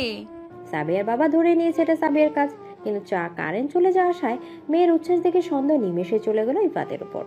ইতিমধ্যে ইফাত কানমলাও খেয়ে ফেলেছে। দোষ করলো কে আর কানমলা খেলো কে? সাবিয়া নুডলস খাওয়ার জন্য রান্নাঘরে চলে গেল। রান্নাঘরে তখন সাবিয়া ব্যতীত কেউ ছিল না। সবাই টিভি সামনে বসে ঈদের অনুষ্ঠান দেখছিল। সাবিয়াকে উত্তম মাধ্যম দেওয়ার জন্য ইফাতও রান্নাঘরে যায়। সাবিয়া যখন নুডলস খাচ্ছিল ইফাত সাবিয়ার সামনে দাঁড়িয়ে বলল, কারেন্টের লাইন অফ করে আমাকে ঈদের দিন কানমলা খাওয়ানো হয়েছে। আজকে তোর একদিন কি আমার যতদিন লাগে? ও আমার একদিনই যথেষ্ট। তবে রে, হচ্ছে তোর। ইফাত এই বলে সাবিয়াকে চড় দেওয়ার জন্য হাত বাড়ালে সাবিয়া নুডলসের কাঁটা চামচ তুলে ধরে। ইফাত বুঝতে পারেনি যে সাবিয়া মার ঠেকাতে কাঁটা চামচ এগিয়ে ধরবে। বেশ জোরেই লাগে ইফাতের হাতে। ওমাগো বলে হাত চেপে ধরে মাটিতে বসে পড়ে। সাবিয়া নুডলস রেখে এক দৌড়ে সেখান থেকে পালায়। ইফাতের হাতে ব্যান্ডেজ করার প্রয়োজন হয়েছিল। হাতে কিভাবে এমন তোর ব্যথা পেল এই জিজ্ঞাসাবাদকে ইফাতকে কয়েক ঘন্টা মিথ্যা বলতে হয়েছিল। ইফাত প্রচুর রেগেছিল নিজের কাথামির জন্য। সাবিয়াকে উচিত শিক্ষা কিভাবে দেবে সেটাই ভাবতে ভাবতে তার মাথা গরম হয়ে যাচ্ছে। ইফাত একটা বুদ্ধি করে এলো সাবিয়াকে শাস্তা করার। যেই ভাবা সেই কাজ। পাঞ্জাবির পকেট থেকে চুইংগাম বের করে তা ইচ্ছা মতো চিবিয়ে নরম করে নিল।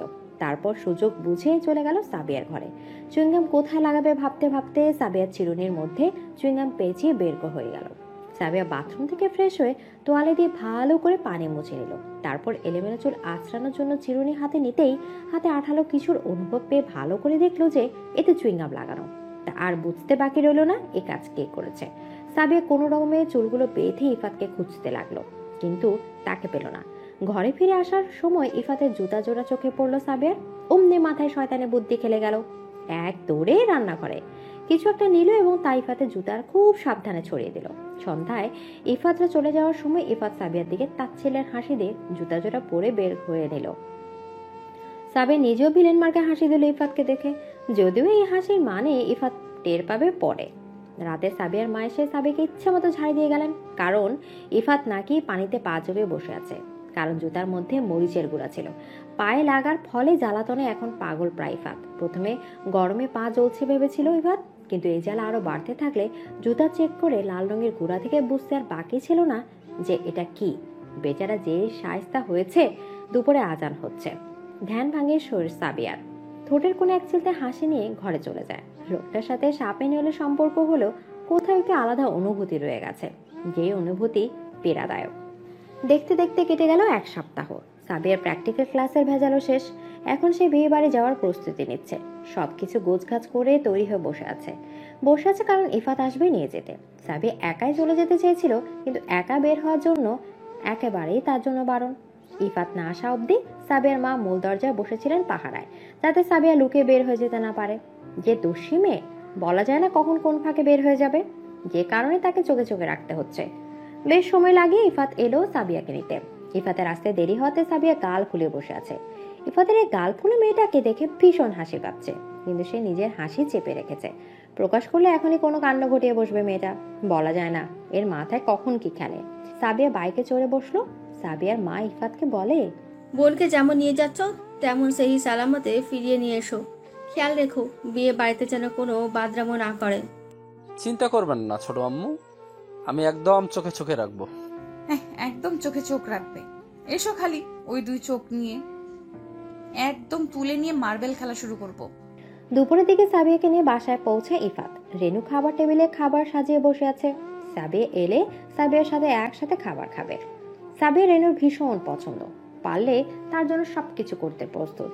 নিজের মেয়ের থেকে কম ভাবেন না সাবিয়াকে। ইফাতকে না যতটা আদর করে তার থেকে বেশি সাবিয়াকে আদর করে রেনু। নিজের মেয়ে থাকলে হয়তো এমনই আদর যত্নে রাখতো। সাবিয়া যখন জন্ম নেয় তখন রেনুরও মেয়ে জন্মায়। দুজন দেখতে প্রায় একই রকম হয়েছিল। রেনু ভীষণ খুশি ছিল, কিন্তু খুশি বেশি দিন টিকেনি। দুদিনের মাথায় মেয়েটা মারা যায়। অসুস্থ হয়েই জন্মেছিল রেনুর গর্ভ থেকে। মেয়েটা মারা যাওয়ার পর অনেক ভেঙে পড়েছিল রেনু, কিন্তু এই সাবিয়াকে কোলে নিয়ে সে সব দুঃখ মুছে নিয়েছে। এই জন্যই সাবিয়াকে রেনু এত ভালোবাসে। সাবিয়ার বাবা মা ইচ্ছে করে সাবিয়াকে রেনুর কাছে কদিন কাটানোর জন্য পাঠিয়ে দেয়। মাঝে বেশ অনেক দিন সাবিয়া পা রাখেনি ও বাড়ি, কিন্তু সব ভুলে আবারও যাওয়া শুরু করে। সাবিয়া ঘরে ঢুকে দেখলো রেনু ডাইনিং এ খাবার সাজিয়ে বসে আছে। সাবিয়া রেনুর হাতে রান্না বেশ পছন্দ করে, তাই সাবিয়া তাড়াতাড়ি করে ব্যাগ রেখে ফ্রেশ হয়ে চলে আসে খাবার খেতে। খাবার খেতে খেতে বেশ গল্প গুজব করলো দুজন। বিকেলে শপিং করতে যাবে এরকম প্ল্যানিং করে নিল। ইফাত শুধু ওদের দুজনের কথাতে হাতে হাঁ আর নাতে না মেলাচ্ছে। এছাড়া ইফাতের কোনো উপায়ও নেই। ইফাতের বাবা অফিসের সময় পার করছেন, তাই রেনু আর সাবিয়ার সাথে ইফাতকে যেতে হলো। শপিং এ যাওয়ার সময় রেনু সাবিয়াকে বিয়ের বাড়ি দেখালো। খুব সুন্দর করে সাজানো, প্রচুর লাইটিং করা হয়েছে। অবশ্যই সৌন্দর্য রাতের অন্ধকার ঘনিয়ে এলেই ফুটবে। রেনু, সাবিয়া আর ইফাত মিলে শপিং মলে এ দোকান ও দোকান ঘুরে বেড়াচ্ছে। সন্ধ্যা নেমে এলে কিন্তু রেনু আর সাবিয়ার কিছুই কেনা হলো না। যে জিনিস পছন্দ হচ্ছে তা দামে বনে বনা হচ্ছে না, আবার দামে মিলছে তো পছন্দ হচ্ছে না, রং ভালো লাগছে তো ডিজাইন ভালো লাগছে না ইত্যাদি। ইফাত কোল্ড ড্রিঙ্কস খাওয়ার বাহানায় রেনু আর সাবিয়ার পিছু পিছু ঘোরা থেকে মুক্তি নিল। মলের ভেতর ফাস্ট ফুডের ফ্লোরে গিয়ে একটা কোল্ড ড্রিঙ্কস নিয়ে একটা চেয়ারে টেনে বসলো। কোল্ড ড্রিঙ্কসে চুমুক দেওয়ার সময় পাশের টেবিলে চোখ গেল ইফাতের।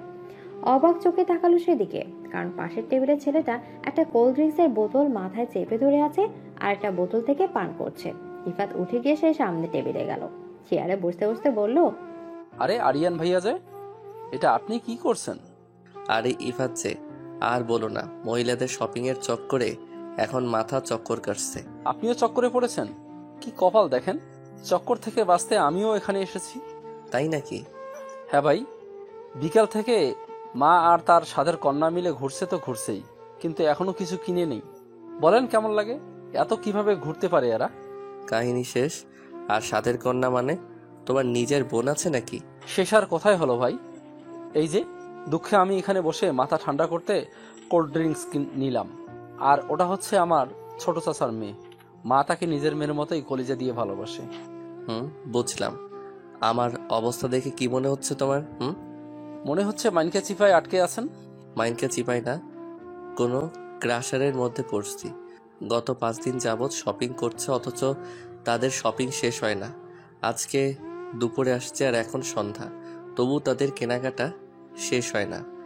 রাগ করে চলে আসছি এখানে। বলে দিয়েছি মল থেকে বের হওয়ার সময় কল দিতে। ভাই চলেন এখান থেকে আমরা পালাই, নয়তো এই লেডিসদের চক্করে আমরা খতম হয়ে যাব। থাক ভাই, তোমার বুদ্ধি আমার লাগবে না। কোল্ড ড্রিঙ্কসের ঠান্ডা শেষ হয়ে যাওয়ার আগে নিজেই শেষ করে ফেলো। এরকমই টুকটাক আলাপ আলোচনায় মত্ত হয় আরিয়ান আর ইফাত। বেশ কিছুক্ষণ পর শাওন এসে আরিয়ানকে বলল, ভাই ওই দিন যে মেয়ে আপনি টিট দিয়েছেন বলে ঢপ মেরে চলে গিয়েছিল, তাকে এই মলে দেখলাম। তাই নাকি? কোথায় আছে এখন? 3rd ফ্লোরে আছে, শাড়ির দোকানে। রিমি আপু আর আন্টিও আছে ওই ফ্লোরে। চল তো, হাতের নাগালে পেয়ে নেই তাকে। হচ্ছে আজকে তোর। আরিয়ান শাওনের হাতে কোল্ড ড্রিঙ্কসের বোতল ধরিয়ে দিয়ে দ্রুত হেঁটে যাচ্ছে 3rd ফ্লোরের দিকে। আরিয়ানের সাথে ইফাত উঠে গেল। ওর 2nd ফ্লোরে ছিল। 3rd ফ্লোরে যাওয়ার জন্য সিঁড়িতে গিয়ে দাঁড়ালো। সিঁড়ি আস্তে আস্তে করে উপরে ওঠা যেন আরিয়ানের কাছে বিরক্তিকর হচ্ছিল, তাই নিজেই বড় বড় পা ফেলে তাড়াতাড়ি 3rd ফ্লোরে চলে যায়। আরিয়ানের দেখা দেখি শাওন আর ইফাতও একইভাবে উঠে গেল। আরিয়ান জিজ্ঞেস করছিল শাওনকে যে কোথায় এই মেয়ে। শাওন এদিক ওদিক চোখ বুলে দেখছিল, হঠাৎ বলে উঠল, ভাই ওই যে ওই মেয়ে। আরিয়ান ঘুরে তাকালো শাওনের দেখিয়ে দেওয়া দিকে। সাবিয়া তখন ট্রায়াল রুম থেকে বেরোচ্ছে। শুভ্র সাদা রঙের একটা লং ড্রেস ট্রাই করলো। রেনুর ভালো লাগলে সাবিয়া শেষমেশ একটা চুজ করবে অনুষ্ঠানের জন্য। আরিয়ান এক মুহূর্তের জন্য থমকে দাঁড়ায়, চোখ ফেরেনি ইফাতেরও। সাবিয়ার শুভ্রতা যেন দু জোড়া চোখ ঘায়াল করছে। শাওনও তাকিয়ে আছে সেদিকে। হুট করে ইফাত দৌড়ে গিয়ে সাবিয়ার সামনে দাঁড়ায়। ইফাত যে স্পিডে সাবিয়ার সামনে গিয়ে দাঁড়ায়, ওই স্পিডেই নাকে ধরে মাটিতে বসে পড়ে। ভাবছেন কেন নাকে ধরলো? আসলে হুট করে এভাবে সামনে আসাতে সাবিয়া মনে করেছিল অন্য কেউ। ভালোভাবে দেখার আগে ধুপ করে নাক বরাবর এক খুশি বসিয়ে দেয় সাবিয়া। সেই দরুন ইফাত নাক ধরে নিচে বসে পড়ে। শাওনের মুখ থেকে অজান্তেই বের হয়ে আসলো, বাপরে। আরিয়ান অবাক হয়ে যায় এমন দৃশ্যে। সাবিয়ার দিকে তাকিয়ে শাওনকে আরিয়ান প্রশ্ন করে, আর ইউ শিওর এই মেয়ে সেই মেয়ে? একদম পাক্কা ভাই। আপনি জানেন আমি মানুষের চেহারা খুব ভালো করে মনে রাখতে পারি। এই মেয়ে সেই মেয়ে যে আমার বাদামের ঠোঙ্গা হাত থেকে ইগলের মতো থাবা বসিয়ে নিয়ে গিয়েছিল। আজকে এর হেস্তনেস্ত করেই ছাড়বো। আরিয়ান সহ আরিয়ানের ফ্যামিলি মেম্বার সবাই বসে আছে সাবিয়ার ফ্যামিলি মেম্বারদের সামনে। কেন? কারণ আরিয়ান সাবিয়াকে বিয়ে করার প্রস্তাব নিয়ে এসেছে। হুট করে এমন সিদ্ধান্ত নিয়ে বসেছে আরিয়ান। কি অদ্ভুত! কেন নিল এমন সিদ্ধান্ত? ফ্ল্যাশব্যাক। সাবিয়া ইফাতকে একদমে বেশ কয়েকবার সরি বলে ফেলেছে, আচমকা ঘুষি মারার জন্য। আরিয়ান এগিয়ে যায় সাবিয়ার দিকে। আরিয়ানের দিকে তাকিয়ে সাবিয়া কয়েক সেকেন্ডে মনে পড়ে ফেলল যে সামনে দাঁড়িয়ে থাকা মানুষটি কে। অতঃপর সে ইফাতের পেছনে লুকানোর চেষ্টা করছিল। আরিয়ানের হাসি পেল এভাবে যে এই শুভ্র সাদা ড্রেস পরা মেয়েটাকে দেখতে কত ইনোসেন্ট মনে হচ্ছে, অথচ এই মেয়ে দুইটা ঘটনা ঘটিয়েছে তার সাথে, যা তার সাথে এতটুকু বয়সে এসেও কেউ করেনি বা সাহসও পায়নি। আরিয়ান একগাল মুচকে হাসলো, তারপর জোরে সোরে একটা ধমক দিয়ে বলল, এই মেয়ে, অযথা লুকানোর চেষ্টা করে লাভ নেই, বের হয়ে সামনে এসো। ইফাতের রাগ হচ্ছে, কিন্তু আরিয়ানের স্বভাব সম্পর্কে সে অবগত, তাই আরিয়ানের সামনে রাগটা প্রকাশ করছে না। নিজেও সাবিয়াকে আড়াল করার চেষ্টা করতে করতে আরিয়ানকে বলল, ভাই আপনি মনে হয় ভুল মেয়েকে রেখেছেন। তুমি চুপ করো, তোমার সাথে কথা বলছি না। আর তুমি ওকে আড়াল করার চেষ্টা করছো কেন? চেনো ওকে? ভাই একটু আগে যার কথা বলেছিলাম এই সে। বাহ, তাহলে তো সুবিধাই হলো। এই মেয়ে, সামনে এসে দাঁড়াও। ভাই এই চুপ, বলছি না, কথা বলবি না। সাবিয়া কচ্ছপের মতো ধীর গতিতে আরিয়ানের সামনে এসে দাঁড়ায়। আরিয়ান সাবিয়াকে তখন বলল, আমার হাত থেকে বাদাম কেন ছিনিয়ে নিয়েছিলে? আর আমি তোমাকে ট্রিট দিয়েছিলাম কখন? ওকে ফাইন, বলতে হবে না, আমার টাকা ফেরত দাও। কেন ফেরত দেব? তুমি কি ভাইয়ের বউ লাগো নাকি যে যা ইচ্ছে করবে কিন্তু জরিমানা দেবে না? শাওন, এতদিনে তুই একটা কাজের কথা বলেছিস, ধরে নে তোর কথা ফলে গিয়েছে। ফলে গিয়েছে মানে ভাই? মানে মেয়েটা তোর ভবিষ্যতের ভাবি। ইফাত আর সাবিয়া দুজনের কপাল কুঁচকে বিস্ফোরিত চোখে তাকায় আরিয়ানের দিকে। আরিয়ানের ঠোঁটের কোণে এক চিলতে হাসি। এতক্ষণ আরিয়ানের ফ্যামিলির সবাই আর রেনু ওদের সামনে এসে হাজির হচ্ছে।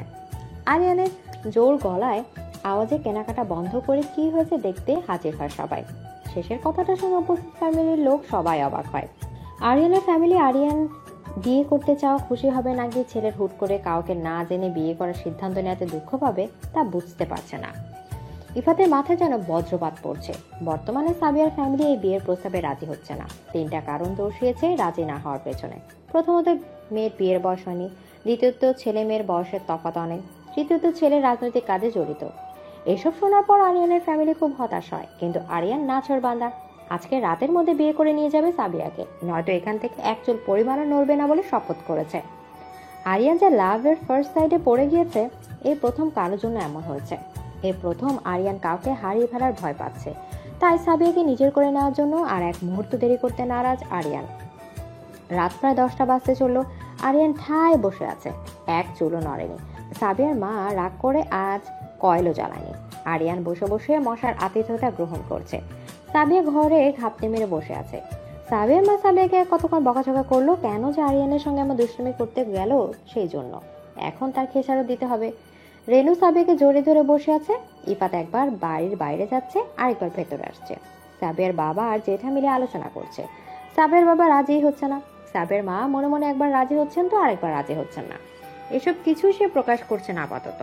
আরিয়ান মারাত্মক সুন্দর না হলেও সে সুদর্শন পুরুষ, সাবিয়ার সাথে মানাবে। সে যথেষ্ট ম্যাচের পার্সন বলেও মনে হচ্ছে। এমন ভেবে সাবিয়ার মা মনে মনে রাজি হয়। সাবিয়ার মার এখন ভাবনা সব আকাশ পাতাল হয়ে গেছে। রেনু মনে মনে চাইতো ইফাতের জন্য সাবিয়াকে নিয়ে যেতে, তাহলে সে সাবিয়াকে একেবারে নিজের কাছে পাবে। কিন্তু এই কথা সে মনে মনে পুষছিল এতকাল, আছে বলতে গিয়েও বলতে পারছে না আরিয়ানের পাগলামোর জন্য। সাবিয়া শুয়ে ঘুমিয়ে পড়েছে। এই মুহূর্তে সে অন্য কারো ঘরে আছে বা তার নিজের নতুন জীবন শুরু হয়েছে, সেদিকে তার ভূক্ষেপ নেই। সাবিয়া বাড়ি থেকে বিদায়ের সময় ইচ্ছে করে তার বাবার ওষুধের বক্স থেকে ঘুমের ওষুধ চুরি করে খেয়ে নিয়েছে, কারণ তার ঘুমের প্রয়োজন। মাথা ব্যথায় চিনচিন করে উঠে হঠাৎ হঠাৎ। বিয়ে হয়ে গিয়েছে তাতে কি, ঘুমটা বড় এখন তার কাছে। হ্যাঁ, বিয়ে হয়ে গিয়েছে। রাত প্রায় 12টা ছুঁই, কিন্তু আরিয়ানকে কোনোভাবে ফেরাতে পারছে না কেউ। তার জেদ আছে বিয়ে করে বউ নিয়ে তবেই ফিরবে। শাওনকে দিয়ে বাহিরে কাজে আটকে রেখেছে কয়েক ঘন্টা যাবত। অতঃপর আরিয়ানের কপাল খুলে গেল। মানে বিয়ের জন্য সাবিয়ার পরিবার হ্যাঁ বলে দিল, তবে সাথে জুড়ে দিল অনেক শর্ত। সেগুলো না হয় পরে শুনবেন। সাবিয়া এখন আরিয়ানের ঘরে ঘুমাচ্ছে, যদিও এত রাতে এমনিতেই ঘুম হয়, রাতে ওষুধ খাওয়ার প্রয়োজন পড়ে না। কিন্তু সাবিয়া খেয়েছে। আরিয়ান ডাকলে যাতে তার ঘুম না ভাগে। ঘুম তো হলো, আরিয়ান থেকে দূরে থাকার উছিলা মাত্র। রিমির বিয়ে অবধি সাবিয়াকে এখানে রাখার অনুমতি পেয়েছে আরিয়ান। বিয়ের কনে বিদায়ের সাথে সাথে সাবিয়াকে বাপের বাড়ি ফিরিয়ে রেখে যেতে হবে। ও বাড়ি সাবিয়া তখনই ফিরে যাবে যখন তার পড়াশোনা শেষ হবে। আরিয়ান সাবিয়ার মুখোমুখি হয়ে বসে আছে ইজি চেয়ারে। ঘুমে ঝিমুচ্ছে আরিয়ান, তবু চোখ মেলে যতবার তাকাচ্ছে ততবার সাবিয়ার ঘুমন্ত চেহারার দিকে তাকাচ্ছে। যতবার তাকাচ্ছে ততবারই মনের ভেতর অশান্তির বাতাস বইছে। কখন যে এমন করতে করতে আরিয়ান ঘুমিয়ে পড়লো নিজেও জানে না। ইফাত নিজের ঘরে ডায়েরি খুলে বসে আছে, কিছু লিখতে চাইছে, কিন্তু কলম যেন হরতালে নেমেছে। কলমে যেন মরিচা ধরেছে। একটা বর্ণ লিখতে পারছে না ইফাত। নিজেকে এখন বাংলা সিনেমার বাপ্পারাজ বলে মনে হচ্ছে। বাপ্পারাজের মতো চিৎকার করে বলতে ইচ্ছা হচ্ছে, না, আমি এমন বিশ্বাস করি না। দুঃখজনকভাবে এখানে অবিশ্বাস করার কিছুই নেই। চোখের সামনে সাবিয়ার বিয়ে হয়েছে, মেয়েটা কবুল পড়েছে অন্য কারো নামে। ইফাত ডায়েরি আর কলমটা ড্রয়ারে তুলে রেখে বিছানায় গিয়ে উবু হয়ে শুয়ে পড়েছে। শুয়ে শুয়ে ভাবছে, প্রিয় জিনিসগুলো আমাদের জীবনে অল্প সময়ের জন্য কেন আসে? এখানে ভুল আছে। প্রিয় জিনিস আগলে রাখতে হয়, নয়তো অন্য কেউ তা নিয়ে নেয়। প্রিয় জিনিসকে সবসময় নিজের করে রাখার সব চেষ্টা করতে হয়, নয়তো হারানো ছাড়া উপায় নেই। সকালে ঝলমলে এক চিলতে রোদ জানালার পর্দা ভেদ করে সাবিয়ার চোখে এসে ছুঁয়ে দিলে সাবিয়ার ঘুম ভেঙে যায়। হুট করে সে লাফিয়ে বসে পড়ল। সম্পূর্ণ ঘর ভালো করে চোখ বুলিয়ে দেখলো, বুঝতে পারলো এটা তার ঘর নয়। তাহলে ঘুমিয়েছে সে? হঠাৎ করে ঘুম থেকে উঠে সাবিয়া ভুলে গিয়েছে যে তার বিয়ে হয়ে গিয়েছে এবং তার স্বামীর ঘরে আছে। সাবিয়া তাড়াতাড়ি বিছানা থেকে নেমে ঘর থেকে বের হয়ে গেল। দরজার বাইরে আসতে স্তব্ধ হয়ে দাঁড়িয়ে পড়লো সাবিয়া। পুরো বাড়ি ফুল দিয়ে সাজানো দেখে কিছুটা অবাক হয়। রিমি পাশ থেকে সাবিয়াকে ডাক দিল। সাবিয়ার সাথে সাথে সেদিকে তাকায়। রিমি হাসতে হাসতে এগিয়ে আসে, সাবিয়াকে বলল, কি ব্যাপার? গতকালের কাপড় এখনো পাল্টাওনি? ও আপু, এসেই যে ঘুমিয়ে পড়েছিলাম আর মাত্রই উঠলাম, পাল্টানোর সুযোগ হয়নি। আচ্ছা বেশ, যাও এখন একেবারে গোসল করে কাপড় পাল্টে নিও, তারপর খেতে এসো। জি আচ্ছা, যাচ্ছি। দেরি করো না কিন্তু, আমাদের নাস্তা করা শেষ, কিন্তু তোমার বরটা বসে আছে তোমার জন্য। তাড়াতাড়ি কাজ সেরে এসো। জি আপু। সাবিয়া পুনরায় ঘরের ভেতর চলে আসে। চলে এসে খাটের উপর ধূপ করে বসে বসে বিড়বিড় করে বলে, বুড়ো খাটাস একটা, এই বয়সে আমার মতো একটা কচি কাঁচা মেয়েকে জোর করে বিয়ে করে এবং ড্রামাবাজি করা হচ্ছে। অপেক্ষায় থাকো বুড়ো, এর শোধ আমি তুলবই তুলবো। কিন্তু কথা হচ্ছে, এখন গোসল করলে জামা কাপড় কোথায় পাবো? বাসা থেকেও তো দিয়ে দিয়েছে বলে মনে পড়ছে না। বিছানা ছেড়ে উঠে দাঁড়িয়ে ঘরটাতে ভালো করে একবার চোখ বুলালো। না, কোথাও মেয়েলি কোনো কাপড় নাই। সাবিয়া পুনরায় বিছানায় বসে পড়ে। যেই মাত্র শুতে যাবে তখনই দরজায় টোকা পড়ে। সাবিয়া এগিয়ে গিয়ে দরজা খুলে দেখলো রিমি হাতে একটা শপিং ব্যাগ নিয়ে দাঁড়িয়ে আছে। রিমি হাসি মুখে সাবিয়ার দিকে ব্যাগটা বাড়িয়ে দিয়ে বলল, গোসল করে এটা পরে নিও কেমন? এটাতে জামা আছে? এটাতে একটা শাড়ি আছে, সাথে প্রয়োজনীয় সবকিছুই আছে। ও আপু গো। ও মা, কি হলো? আমার এতটুকু বয়সে আমি এখনো শাড়ি পরিনি। এটা যেমন পরতে জানি না, তেমন সামলাতেও পারি না। ঠিক আছে, কিন্তু আজ না হয় প্রথমে ট্রাই করলে জীবনে প্রথম অভিজ্ঞতা রোমাঞ্চকর হয়। ধরো এই শাড়ি পরাটাও এখন সেই রকম হবে, একটা চ্যালেঞ্জ হিসেবে নিয়ে নাও। কিন্তু আপু, ইউ নো মোর টকিং। আমি যাচ্ছি, তোমাকে 20 মিনিটের মতো সময় দেওয়া হলো। 20 মিনিট? কিন্তু আপু। রিমি ততক্ষণে চলে গিয়েছে। সাবিয়া কিছুক্ষণ অসহায় ভঙ্গিতে দাঁড়িয়ে রইল দরজার সামনে। তারপর দরজা চাপিয়ে রেখে গোসল করতে চলে গেল। বেশ কিছুক্ষণ পর গোসল শেষে কোনো রকম শাড়ি পেঁচিয়ে বের হয়ে আসে সাবিয়া। বের হয়ে দেখলো আরিয়ান বিছানায় বসে আছে। সাবিয়ার শাড়ি পরা দেখে আরিয়ান এক দফা হাসলো। আরিয়ানকে হাসতে দেখে সাবিয়ার ভীষণ রাগ হলো। সাবিয়া বলল, আপনার দাঁত কেলানো বন্ধ হলে বের হন ঘর থেকে। এটা কেমন মুখের ভাষা? আর আমার ঘর থেকে আমি কেন যাব? এত প্রশ্নের জবাব দিতে পারবো না, যেতে বলেছি যান। কারো হুকুমের গোলাম নই যে বললে সুসুর করে বের হয়ে যাব। আপনি একটা বুড়ো খাটাস। হ্যাঁ, তুমি তো কচি কাঁচা মরিচ, পা থেকে মাথা অব্দি ঝাঁজে ভরা। লুচ্চামি করেন? আমার ক্যারেক্টারে এই শব্দটা একদমই নেই। তবে বউয়ের সাথে রোমান্টিকতা যদি লুচ্চামি করা হয় তো আমার কোনো আপত্তি নেই। উফ, আপনি জানতো। ঝগড়া করে পেরে উঠছো না বলে কি রাগ হচ্ছে? কচু হচ্ছে কচু। ও, নাস্তায় কচু খেতে চাচ্ছ? উফ, আপনি না একটা জাতা। হয়তো বা। এখন এদিকে এসো, ঠিক করে শাড়ি পরিয়ে দেই। বয়ে গিয়েছে আমার আপনার হাতে শাড়ি পরতে, আর আপনি ছেলে মানুষ হয়ে শাড়ি পরাবেন কি করে? আমি মেয়ে মানুষ হয়ে যা পারি না, বডি টাচ করার ধান্দা করছেন? তুমি কাছে আসবে নাকি আমি তোমার কাছে যাব? আর তোমাকে টাচ করার ধান্দা কেন করতে হবে আমাকে? তুমি লিখিত এবং মৌখিক উভয় স্বীকৃতিতেই আমার। ওকে, আপনার সাথে কথা বলাই উচিত না। বলো না, সমস্যা নেই। তোমার অপেক্ষা থেকে আমার নাস্তা করা হলো না। এতক্ষণে দুবার খেয়ে ফেলতাম। তো যান না, নাস্তা খান। আমি তো বলি নাই আমার জন্য অপেক্ষা করেন। অল্প বয়স হলে যা হয় আর কি। এই একদম চুপ, অনেকক্ষণ বকবক করেছো, এখন আর একটা কথা বলবে না। আরিয়ান বর্ষা থেকে উঠে এগিয়ে গেল সাবিয়ার দিকে। শাড়িতে হাত দিতে সাবিয়া বলে ওঠে, একদম স্পর্শ করবেন না আমাকে। দেড়মোহরের পুরো টাকায় শোধ করেছি, এক পাই পয়সাও বাকি রাখিনি। তাই তোমার দেহে শুধু স্পর্শ কেন, আরো অনেক কিছুই করতে পারি। তুমি আমার বিয়ে করা একমাত্র হালাল বউ। একমাত্র বউ মানে? আপনি কি আরো বিয়ে করতে চেয়েছিলেন নাকি? উফ আল্লাহ, এই মেয়েটাকে তুমি একটু বুদ্ধি দাও, আমাকে যেন বিবাহিত ব্যাচেলর হয়ে না থাকতে হয়। বিবাহিত ব্যাচেলর? এই মেয়ে একদম চুপ। আরেকটা কথা বলেছো তো, নাস্তার বদলে ওই বকবক করতে থাকা ঠোঁটে চুমু খেয়ে নেব। সাবিয়া দুহাত দিয়ে মুখে চেপে ধরেছিল। আরিয়ান এক গাল হাসি হেসে শাড়ি পরিয়ে দিয়ে সাবিয়াকে নিয়ে নাস্তা করতে ঘর থেকে বের হয়ে আসে। আরিয়ানের মা ওদের ডাকতে ওদের ঘরের দিকে যাচ্ছিলেন। দুজনকে বের হতে দেখে নিজে দাঁড়িয়ে রইলেন। নতুন দম্পতিকে দেখতে ওনার বেশ ভালো লাগছে। মনে মনে বলছেন, আমার ছেলের পছন্দ মাশাআল্লাহ। মেয়েটাকে দেখে মনে হচ্ছে যেন সদ্য ফোটা এক কমলমতি ফুল। কিন্তু সাবিয়ার ম্যাচুরিটি কতটুকু সেটাই দেখার বিষয়। আমার ছেলেটার বৈবাহিক জীবন সুখের হলেই আলহামদুলিল্লাহ, আমাদের বুড়ো বুড়ির শান্তি। আরিয়ান মায়ের কাছাকাছি এসে মাকে ডাক দিলে ধ্যান ভাঙে ওনার। আরিয়ান আর সাবিয়াকে খাবার টেবিলে বসিয়ে নিজের হাতে খাবার পরিবেশন করে খাওয়ান। আরিয়ানের গপাগপ খাওয়া দেখে সাবিয়া কিছুক্ষণ তাকিয়ে থেকে জিজ্ঞেস করলো, এইভাবে গোগ্রাসে খাচ্ছেন কেন? এগুলো কি এএসএমআর ভিডিও করার জন্য করছেন নাকি? তোমার জন্য আমার খাবার খেতে 1 ঘন্টা লেট হয়েছে। ক্ষুধায় এখন আমি হাফ মেন্টাল হয়ে আছি। আমার খাওয়া নিয়ে কোনো কথা বলবে না। ঠিক মতো খেলেই তো হয়, আপনার খাবার তো অন্য কেউ নিয়ে নিচ্ছে না। চুপচাপ নিজের খাবার খাও, নয়তো ঘরে যেটা বলেছি সেটাই করে বসবো, সবার সামনেই করব। আপনি একেবারে জাতা একটা লোক। আরিয়ানের মা মৃদু ধমকের সুরে দুজনকে থামতে বললেন। সাবিয়া মুখ গোমরা করে নিজের খাবারে মনোযোগ দিল আর মনে মনে বলল, বেড়া ল্যাচ কাটা টিকটিকি, সুযোগ আমারও আসবে, তখন বোঝাবো এই সাবিয়া কি জিনিস। আপনাকে জ্বালানো আজ থেকে আমার দায়িত্ব, কর্তব্য। খাওয়া শেষে সাবিয়াকে আরিয়ান রিমির হাতে তুলে দিয়ে বলে, আমার বউটাকে একটু দীক্ষা দিও তো। আমি এখন তোমার বিয়ের কাজ সামলাতে গেলাম। বিয়ে বাড়ি দাওয়াতের মেহমানরা অনেকে ইতিমধ্যে বাড়িতে চলে এসেছে। আত্মীয়রা এত আগে আসা স্বাভাবিক। অন্যান্য যারা আছে তারা বিয়ে দিন এসে খাওয়া দাওয়া করে পগার পার হয়ে যাবে। আরিয়ান এসব কিছু সামাল দিতে ব্যস্ত। রাজনৈতিক কাজ আপাতত বিয়ে শেষ না অবধি স্থগিত থাকবে। আত্মীয়দের মধ্যে বিবাহযোগ্য কয়েকজন কাজিনরাও এলো। আরিয়ানের মা বাবা, বোন আর সাবিয়ার ফ্যামিলি ছাড়া আত্মীয়রা কেউই আরিয়ানের বিয়ের কথা জানে না। সাবিয়া সবসময় রিমির সাথে সাথে থাকছে। সাবিয়ার ফ্যামিলি থেকে এখনো কেউই আসেনি, যদিও তাদের আরিয়ান বলে রেখেছিল যে সকাল সকাল চলে আসতে এবং বিয়ের এই কদিন সাবিয়ার সাথে থেকে যেতে। এতে করে সাবিয়ার ভালো লাগবে। রিমি আর সাবিয়া ছাদে দাঁড়িয়ে দাঁড়িয়ে বাড়িতে লোকজনের সমাগম দেখছে আর ঘোষ গল্প করছে।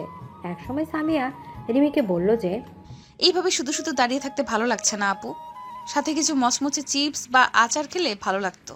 তা বেশ তো, কোনটা খেতে চাও, চিপস নাকি আচার? চিপসটা বেটার হবে। ওকে, তাহলে এক ছুটে রান্না করে যাও। ওখানে গিয়ে উপরের শেলফে তাকাবে, বড় একটা সাদা কন্টেনার আছে দেখবে, ওটাতেই চিপস রাখা। বড় কন্টেইনার কেন আপু? তোমার স্বামী খায় এসব, তার পছন্দের জিনিস। বাসায় থাকলে টাকলে তো বারবার কিনতে যাবে না, তাই অনেকগুলো আলুর চিপস কিনে বড় কন্টেনারে রেখে দিয়েছে। সাবিয়া মাথা ঝাঁকিয়ে গুটি গুটি পায়ে রান্নাঘরে চলে গেল। চিপসের কন্টেনারও পেয়ে গেল, কিন্তু কন্টেনার নাগালের বাইরে। সাবিয়া টুল খুঁজছিল উঁচু হওয়ার জন্য, কিন্তু আশেপাশে কোনো টুলই ছিল না। রান্নাঘরের দরজার সোজা কিছুটা দূরে দাঁড়িয়ে সাবিয়ার এই কাণ্ড কারখানা দেখছিল শিমুল আরিয়ানের কাজিন। এই মুহূর্তে সে আরিয়ানের সাথে দাঁড়িয়ে কোনো একটি বিষয় আলাপ করছিল। আলাপনের মাঝে সাবিয়াকে তার চোখে পড়ে। একটা কথা আছে না, শাড়িতেই নারী। সাবিয়াকে দেখে শিমুল এরকমই ভাবছিল। সাবিয়ার দিকে তাকিয়ে আরিয়ানকে শিমুল বলল, ভাই লাইফে একটা পরি চোখে পড়েছে, মনে হচ্ছে এতদিন সিঙ্গেল থাকা সার্থক। তোর চোখে আজকাল পরিও ধরা পড়ে? আম সিরিয়াসলি ভাই, একেই আমার লাগবে। কে এই পরি? রান্নাঘরে তাকাও ব্রো, তোমার চোখের পলক এই মেয়েকে দেখে আটকাবেই। আহা, কোথায় ছিলে এতদিন পরি? আরিয়ান শিমুলের কথা মতো রান্নাঘরে তাকিয়ে ভ্রু কুচকালো। শিমুল রান্নাঘরের দিকে এগোতে নিল। পেছন থেকে আরিয়ান শিমুলের পাঞ্জাবির কলার ধরে টান দেয়। হ্যাচকা টানে শিমুল দুপা পিছিয়ে আসে। নিজের গলায় হাত বুলাতে বুলাতে বলল, আমাকে মেরে ফেলবে নাকি? এভাবে কেউ টান দেয় নাকি? আটকালে না কেন আমাকে? ওর দিকে নজর দিলে তোর চোখ আর চোখের জায়গায় থাকবে না। ওটা আমার পরি, মাথায় রাখিস। এই কথা বলে আরিয়ান শিমুলের কলার ছেড়ে দিয়ে রান্নাঘরে হাজির হলো। শিমুলের ভীষণ রাগ হলো আরিয়ানের উপর। শিমুল এমনিতেই আরিয়ানকে মনে মনে দেখতে পারে না। উপর উপর ভাব যতই ভালো দেখাক না কেন, ভেতরে আরিয়ানকে তার সহ্য হয় না। আরিয়ান যাওয়ার পর শাওন এসে শিমুলের পাশে দাঁড়ায়। শিমুলের রাগে জ্বলে ওঠে। চোখ দেখে শাওন জিজ্ঞেস করলো, ব্রো, আপনি জানেন আরিয়ান ভাইয়া কখনো ফাজলামো করে না, বিশেষ করে কোনো মেয়ে বিষয়ক ব্যাপারে। এই যা তো চোখের সামনে থেকে, 2 টাকার কামলা আমাকে জ্ঞান দিতে আসছে। শাওন আর কথা না বাড়িয়ে সেখান থেকে চলে যায়। শাওনকে 2 টাকার কামলা বলে পাশ থেকে আরো একজন শুনে ফেলে। ফাহিম আরিয়ানের দরেরই একজন। রাগ তার নাকের ডগায় ঝুলে থাকে। হুটহাট রাগ চলে আসে তার। শিমুল যে শাওনকে 2 টাকার কামলা বলেছে তা তার কানে পৌঁছেছে। শাওন একটু সরল সোজা হওয়ায় দলের সবাই ছেলেটাকে পছন্দ করে। তার সাথে এমন খারাপ ব্যবহার ফাহিমের মাথা গরম হয়ে গেল। বিয়ে বাড়িতে কোনো গন্ডগোল যাতে না হয়, এটা আরিয়ানের কড়া আদেশ। যে কারণে ফাহিম সুযোগের অপেক্ষা আছে কখন শিমুলকে হাতের নাগালে পাবে। আরিয়ান রান্নাঘরে গিয়ে সাবিয়াকে বলল, কি হচ্ছে এখানে? আপনার এখানে কি কাজ? সেটা তো আমি জিজ্ঞেস করছি, তোমার এখানে কি কাজ? আর এই শাড়ি পরেছো কেন? পরেছো তো ঘর থেকে বের হয়েছো কেন? আজব, এটা কেমন অদ্ভুত ব্যবহার। আপনি নিজেই তো শাড়ি পরিয়ে হাত ধরে বাইরে আনলেন, এখন আমাকে এটা নিয়ে রাগ দেখাচ্ছেন কেন? উফ, এত কথা বলবে না। যাও এখন ঘরে, শাড়ি পাল্টিয়ে নর্মাল জামা কাপড় পরো। আপনি শুধু বুড়োই নন, একটা তার ছিঁড়া লোকও বটে। আমি পাগল ছাগল সব। ওকে, যাও এখান থেকে। তোমাকে না আপুর কাছে রেখে আসছি তো এখানে কেন? চিপসের কন্টেনারটা নিতে আসছি, নাগাল পাচ্ছি না। বটল সাইজ হলে এমনই হবে, সরো দেখি। আমাকে কি আপনার বাজারের সবজি মনে হয়? তুমি বাজারের সবজি না, আমার মন নামক ক্ষেতের সবজি। যাও আপুর কাছে, আর যেন গুড়গুড় করতে না দেখি। আরিয়ান এই কথা বলে চলে গেল। এক হাতে শাড়ির কুচি সামলে আরেক হাতে চিপসের কন্টেনার জাপটে ধরে ছাদে গেল রিমির কাছে। রিমি হাসলো সাবিয়াকে দেখে। সাবিয়াকে দেখে মনে হচ্ছে যে কোনো যুদ্ধ সেরে এসেছে। ছাদে করা ছোট স্টেজের ভিতর বসেছিল রিমি।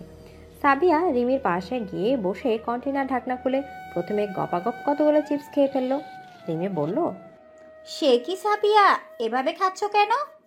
আজকে যদি এই চিপস সব ভ্যানিশ করে দিতে না পারি তো আমার নাম সাবিয়ানা। ও মা, তাই নাকি? তো চিপসের উপর এত রাগ কেন? নাকি রাগ অন্য কারোর উপর? দুটোই। বেশ, তাহলে সব শেষ করে ফেলো। আজকে অন্য খাবার খাওয়ার দরকার নেই। সাবিয়া তেমন কিছু বললো না, চুপচাপ একটা একটা করে চিপস খেতে শুরু করলো। মাঝে মধ্যে রিমিও নিচ্ছে। বেশ কিছুক্ষণ পর দুজন ছাদে এলো রিমির কাছে। মেয়ে দুজন রিমির কাজিন হয়। একজনের নাম এলিনা, আরেকজনের নাম ফাইজা। রিমির পাশে এসে ফাইজা বসলো। এলিনা দাঁড়িয়ে রইল। সাবিয়া মুখ ভর্তি চিপস নিয়ে তাদের দেখছিল। এলিনা চোখ মুখে বিরক্তির আভা ফুটিয়ে রিমিকে বলল, এটা কে রে? বয়সে বড় একজন দাঁড়িয়ে আছে আর সে উঠে দাঁড়িয়ে বসতে জায়গা দিচ্ছে না। এ হচ্ছে আমাদের বাড়ির বিশেষ অতিথি। আরে ধুর, বাদ দে তো। এই রিমি, তোর ভাই করে? উফ, কতদিন দেখি না তারে। তাকে খুঁজে লাভ নেই। তোদের শকুনের চোখ এবার থেকে আমার ভাইয়ের উপর ফেলা বন্ধ কর। আচ্ছা, তাকাবো না। বাঘের মতো থাবা বসিয়ে তুলে নিয়ে যাব। দেখিস, তোর ভাইয়ের বিয়ে আমিই করব। আমি ছাড়া তার কপালে আর কেউ নেই। সে ঘুরে বালি, এবার স্বপ্ন দেখা বাদ দাও। দেখিস রিমি, এই মেয়ে কিন্তু তোর বিয়ের আগেই মনে হয় তোর ভাইকে তুলে নিয়ে গিয়ে বিয়ে করে ফেলবে। সবই প্ল্যানিং চলছে তার মাথায়। সাবিয়া কান খুলে সবার কথা শুনছে। তারপর হুট করে রিমিকে বলে, আপু, আপনার ভাইয়ের ফোন নাম্বারটা দিন তো আমাকে। সে কি, তোমার কাছে নাম্বার নেই? সাবিয়া মাথা নাড়িয়ে না জানালো। রিমি সাবিয়াকে আরিয়ানের নম্বর দিল। সাবিয়া আরিয়ানকে কল দেয়। ফোনের স্ক্রিনে অপরিচিত নাম্বার দেখে আরিয়ানের মেজাজ একটু খারাপ হলো। তবুও ফোনটা রিসিভ করতে ওপাশ থেকে মিহি কণ্ঠের আওয়াজ আসলো, এই যে শুনছেন, আমি আপনার মহারানী বলছি, এখন একটু ছাদে আসুন প্লিজ। এই বলে সাবিয়া কল কেটে দিল। আরিয়ান কান থেকে ফোন নামিয়ে ভালো করে নাম্বারটা দেখলো। তারপর মহারানী আর ছাদের কথা শুনে হুট করে মাথায় সাবিয়ার নাম খেলে গেল। একটা সুন্দর হাসিতে ফোনটা পাঞ্জাবির পকেটে রাখতে রাখতে ছাদের দিকেই দৌড়ে গেল। আরিয়ানের দৌড় দেখে অনেকেই অবাকও হলো। কেউ কেউ ভাবছে ফোনে হয় কোনো খারাপ সংবাদ পেয়েছে, তাই হয়তো ভেতরে দৌড়ে গেছে। ফাঁক ফোকরে যারা আরিয়ানের মন ভোলানো হাসি দেখেছিল তারা ভেবছে হয়তো কেউ ফোনে দারুণ কোনো খবর দিয়েছে, তাই হয়তো আরিয়ান দৌড়ে যাচ্ছে। আরিয়ান ছাদের দরজায় এসে দৌড় থামায়। আরিয়ানকে দেখে এলিনা ভাব দেখিয়ে আরিয়ানের কাছে যেতে নিলে সাবিয়া তার আগে গিয়ে আরিয়ানের বাহু আঁকড়ে ধরে। এলিনা আর ফাইজা কপাল কুঁচকে তাকায় সেদিকে। সাবিয়া যে আরিয়ানের বাহু জড়িয়ে ধরবে আরিয়ান তা একবারের জন্য ভাবেনি। কিছুটা অবাকও হয়েছে বলতে গেলে। আরিয়ান সামনে থাকা এলিনা আর ফাইজার দিকে একবার চোখ বুলালো। তারপর সাবিয়াকে জিজ্ঞেস করলো, তা মহারানী মহারাজকে এত জরুরি তলব করলেন যে? কারণ আপনার মহারানীর এখন আপনাকে দরকার। আহা, তাই নাকি? আরিয়ান আর সাবিয়াকে হেসে হেসে কথা বলতে দেখে এলিনা আরিয়ানের দিকে রেগে এগিয়ে গিয়ে বলল, হচ্ছে এটা কি? এটা আমাকে তো আশেপাশেই আসতে দাও না। এমন কথা বলা তো দূরে থাক। তো এই মেয়ের সাথে এত ঢলাঢলি হচ্ছে কিসের শুনি? জনাবা, তার জনাবকে জড়িয়ে ধরবে, এতে সমস্যা কোথায়? জানাবা মানে? My missus, my wife, my queen, do you understand? ফাজলামো করো আমার সাথে? বউকে চুমুকে দেখাবো? এলিনাকে জ্বলতে দেখে সাবিয়ার ভালোই লাগছিল। আরিয়ান যখন চুমু খাওয়ার কথা বলল তখন সাবিয়ার ঠোঁটে এত সময় নিয়ে ফুটিয়ে রাখা হাসি বন্ধ এসে চুপসে গেল। রিমি বসে বসে এসব দৃশ্য উপভোগ করছে। ফাইজা উঠে এসে আরিয়ানের সামনে দাঁড়িয়ে বলল, 2 দিন আগেও আমি এখানে এসেছি, কই তখন তো কেউ বলেনি এই বিয়ের কথা। এই মেয়েকেও তো দেখিনি। কিছুক্ষণ আগে মুখ ভর্তি করে চিপস খেলো। আমরা যে তার বড় হব এমন কোনো রেসপেক্টই করলো না আমাদের। এই বেইমান মেয়ে, তোমার বউ কিভাবে হয়? বিয়ে করলেই বউ হয়, জানো না সেটা? এটা কিন্তু বাড়াবাড়ি। তোমরা যেটা করছো সেটা বাড়াবাড়ি। আমার সাথে কেন এমন করলে আরিয়ান? কেন ঠকালে আমাকে? তোমার সাথে এমন করলাম মানে? আমি কি তোমার ইজ্জত হরণ করেছি নাকি? আর ঠকিয়েছি মানে? মনে হচ্ছে তোমার ইজ্জত নিয়ে বলেছি তোমাকে বিয়ে করবো, কিন্তু করিনি এমন কিছু। লাগাম টেনে কথা বলো আরিয়ান। লাগাম তোমরা দুজন টানো, নয়তো গাধার মতো দড়ি দিয়ে বেঁধে টেনে হিচড়ে বাড়ি থেকে বের করে দেব। আরিয়ান, লিমিট ক্রস হয়ে যাচ্ছি কিন্তু। লিমিট শেখাতে এসো না আমাকে, নিজে কিভাবে লিমিটের মধ্যে থাকবে সেই চিন্তা করো। সাবিয়া আর রিমি যেন এখানে দর্শকের ভূমিকা পালন করছে। রিমি এবার এগিয়ে এসে বলল, হয়েছে হয়েছে, এখন থাম সবাই। তোদের কারোর মুখ থেকে যেন আর একটা কথাও না শুনি। আরিয়ান, নিজের কাজে যা। এলিনা আর ফাইজা দাওয়াতে এসেছে, সেইভাবে থাকো। খাও দাও, ঘুরো ফিরো, তারপর চলে যাও। যতটুকু সময় আছো কোনো ক্যাচাল বাজানোর চেষ্টা করবে না, এমনকি এই বিয়ে নিও না। রিমির কথা শেষ হওয়া মাত্রই সাবিয়ার ফোনে কল আসে। ফোনটা রিমির হাতে ছিল।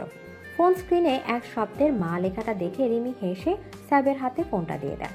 সাবিয়া দ্রুত কল রিসিভ করতে ওপাশ থেকে মায়ের কণ্ঠস্বর। উনি জানান যে এই বাড়িতে ওনারা এসে পৌঁছেছেন। শ্বশুরবাড়ি এসে মাত্রই মায়ের সাথে কথা বলল সাবিয়া। তার কাছে মনে হচ্ছে যে সে কয়েক যুগ ধরে মায়ের সাথে কথা বলে না। শ্বশুর বাড়ি এক ভিন্ন গ্রহ। এই গ্রহে আসলে সবই যেন পাল্টে যায়। সচরাচর নতুন বউদের যেসব নিয়ম কানুন ধরে বেঁধে করানো হয়, সাবিয়াকে সেসব করতে হয়নি।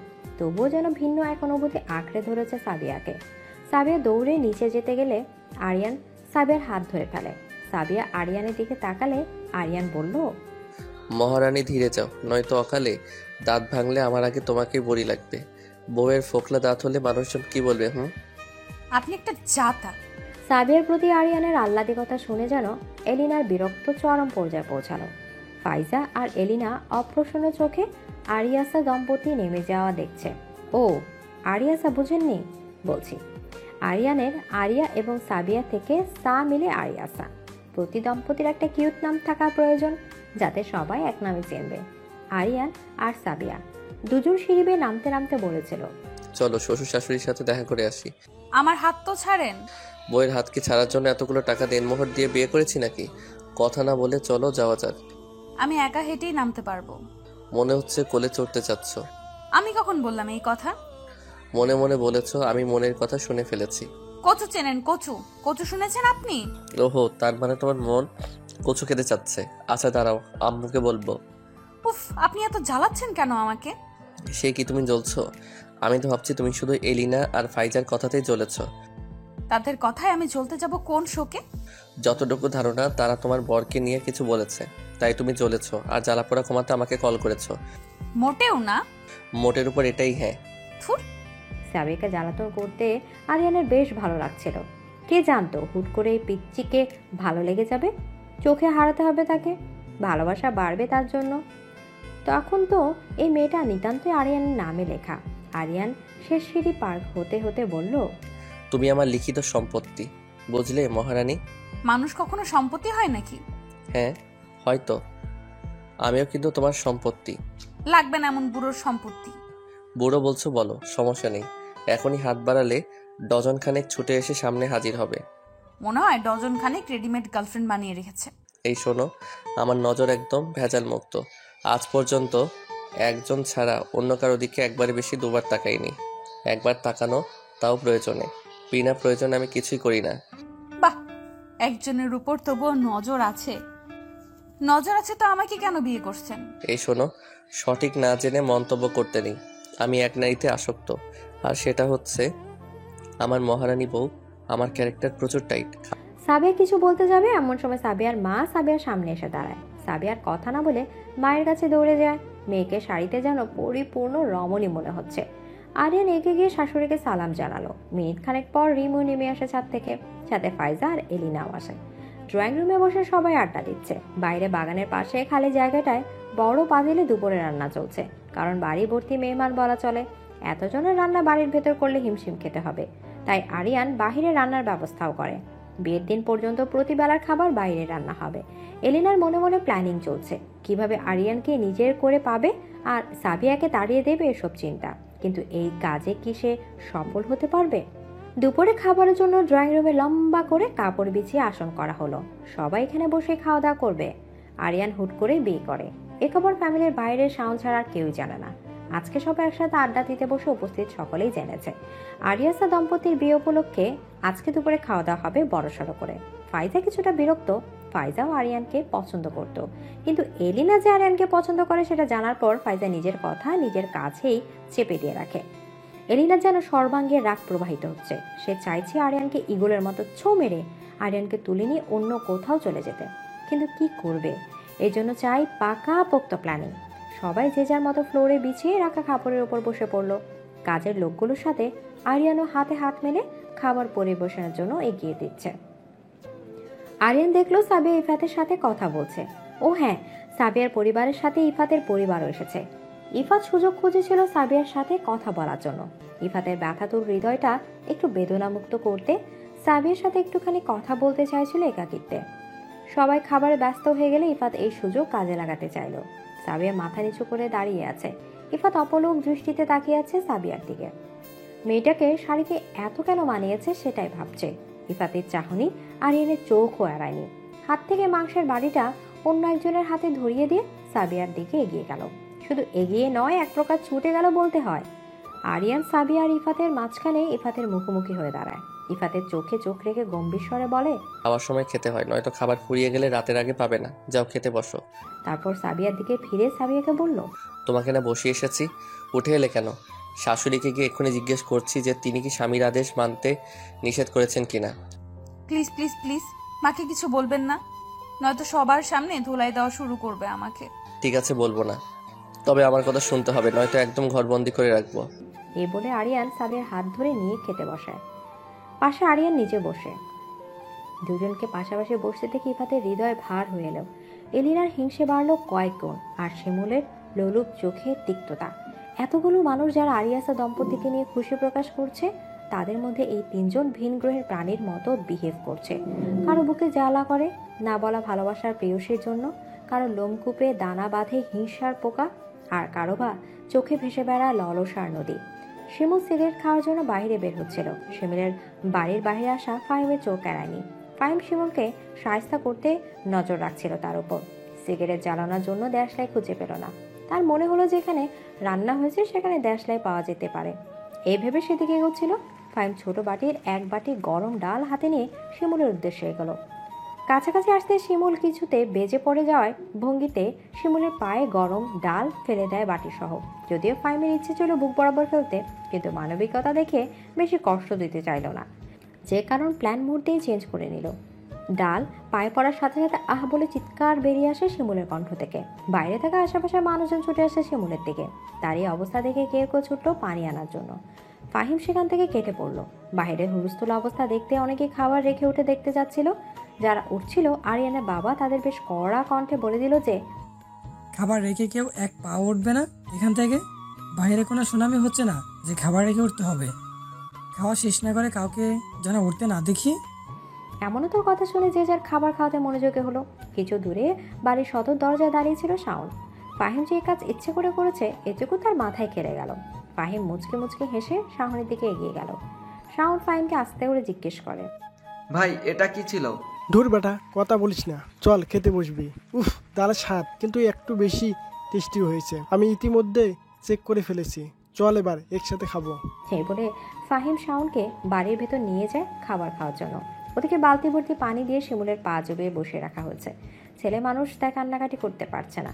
শিমুলের ইচ্ছে হচ্ছে মাটিতে পড়ে বাচ্চাদের মতো গড়াগড়ি করে কান্নাকাটি করতে, কিন্তু এখন দাঁতে দাঁত চেপে রাখা ছাড়া উপায় নেই। তার জায়গায় কোনো মেয়ে মানুষ হলে হয়তো এতক্ষণ কান্নাকাটি করতে করতে পুরো বাড়ি মাথায় তুলতো। খাওয়া দাওয়া শেষ করে সাবিয়া ঘরে চলে আসে। তার কাছে নিজের পেট এখন একটা ঢোল মনে হচ্ছে। আরিয়ান এত পরিমাণ জোর করে খাইয়েছে যে সাবিয়ার এখন মনে হচ্ছে আলপিন দিয়ে গুঁতো দিলেই বুঝি বেলুনের মতো ঠুস করে হয়ে যাবে। কিন্তু আসলে কি তা সম্ভব? কাছিমের গতিতে সিঁড়ি বেয়ে ঘরে আসতে হয়েছে তার। একে তো শাড়ি পরেছে, গরম লাগছে, তার উপর গরম গরম সব খাবার খেয়ে নিজেকে এখন আস্ত একটা অগ্নি চুল্লি মনে হচ্ছে। সাবিয়া ঘরে আসার পর দরজা ভালো করে লক করে দিয়ে এসি পাওয়ার অন করে দিয়ে বিছানার দিকে এগোয়।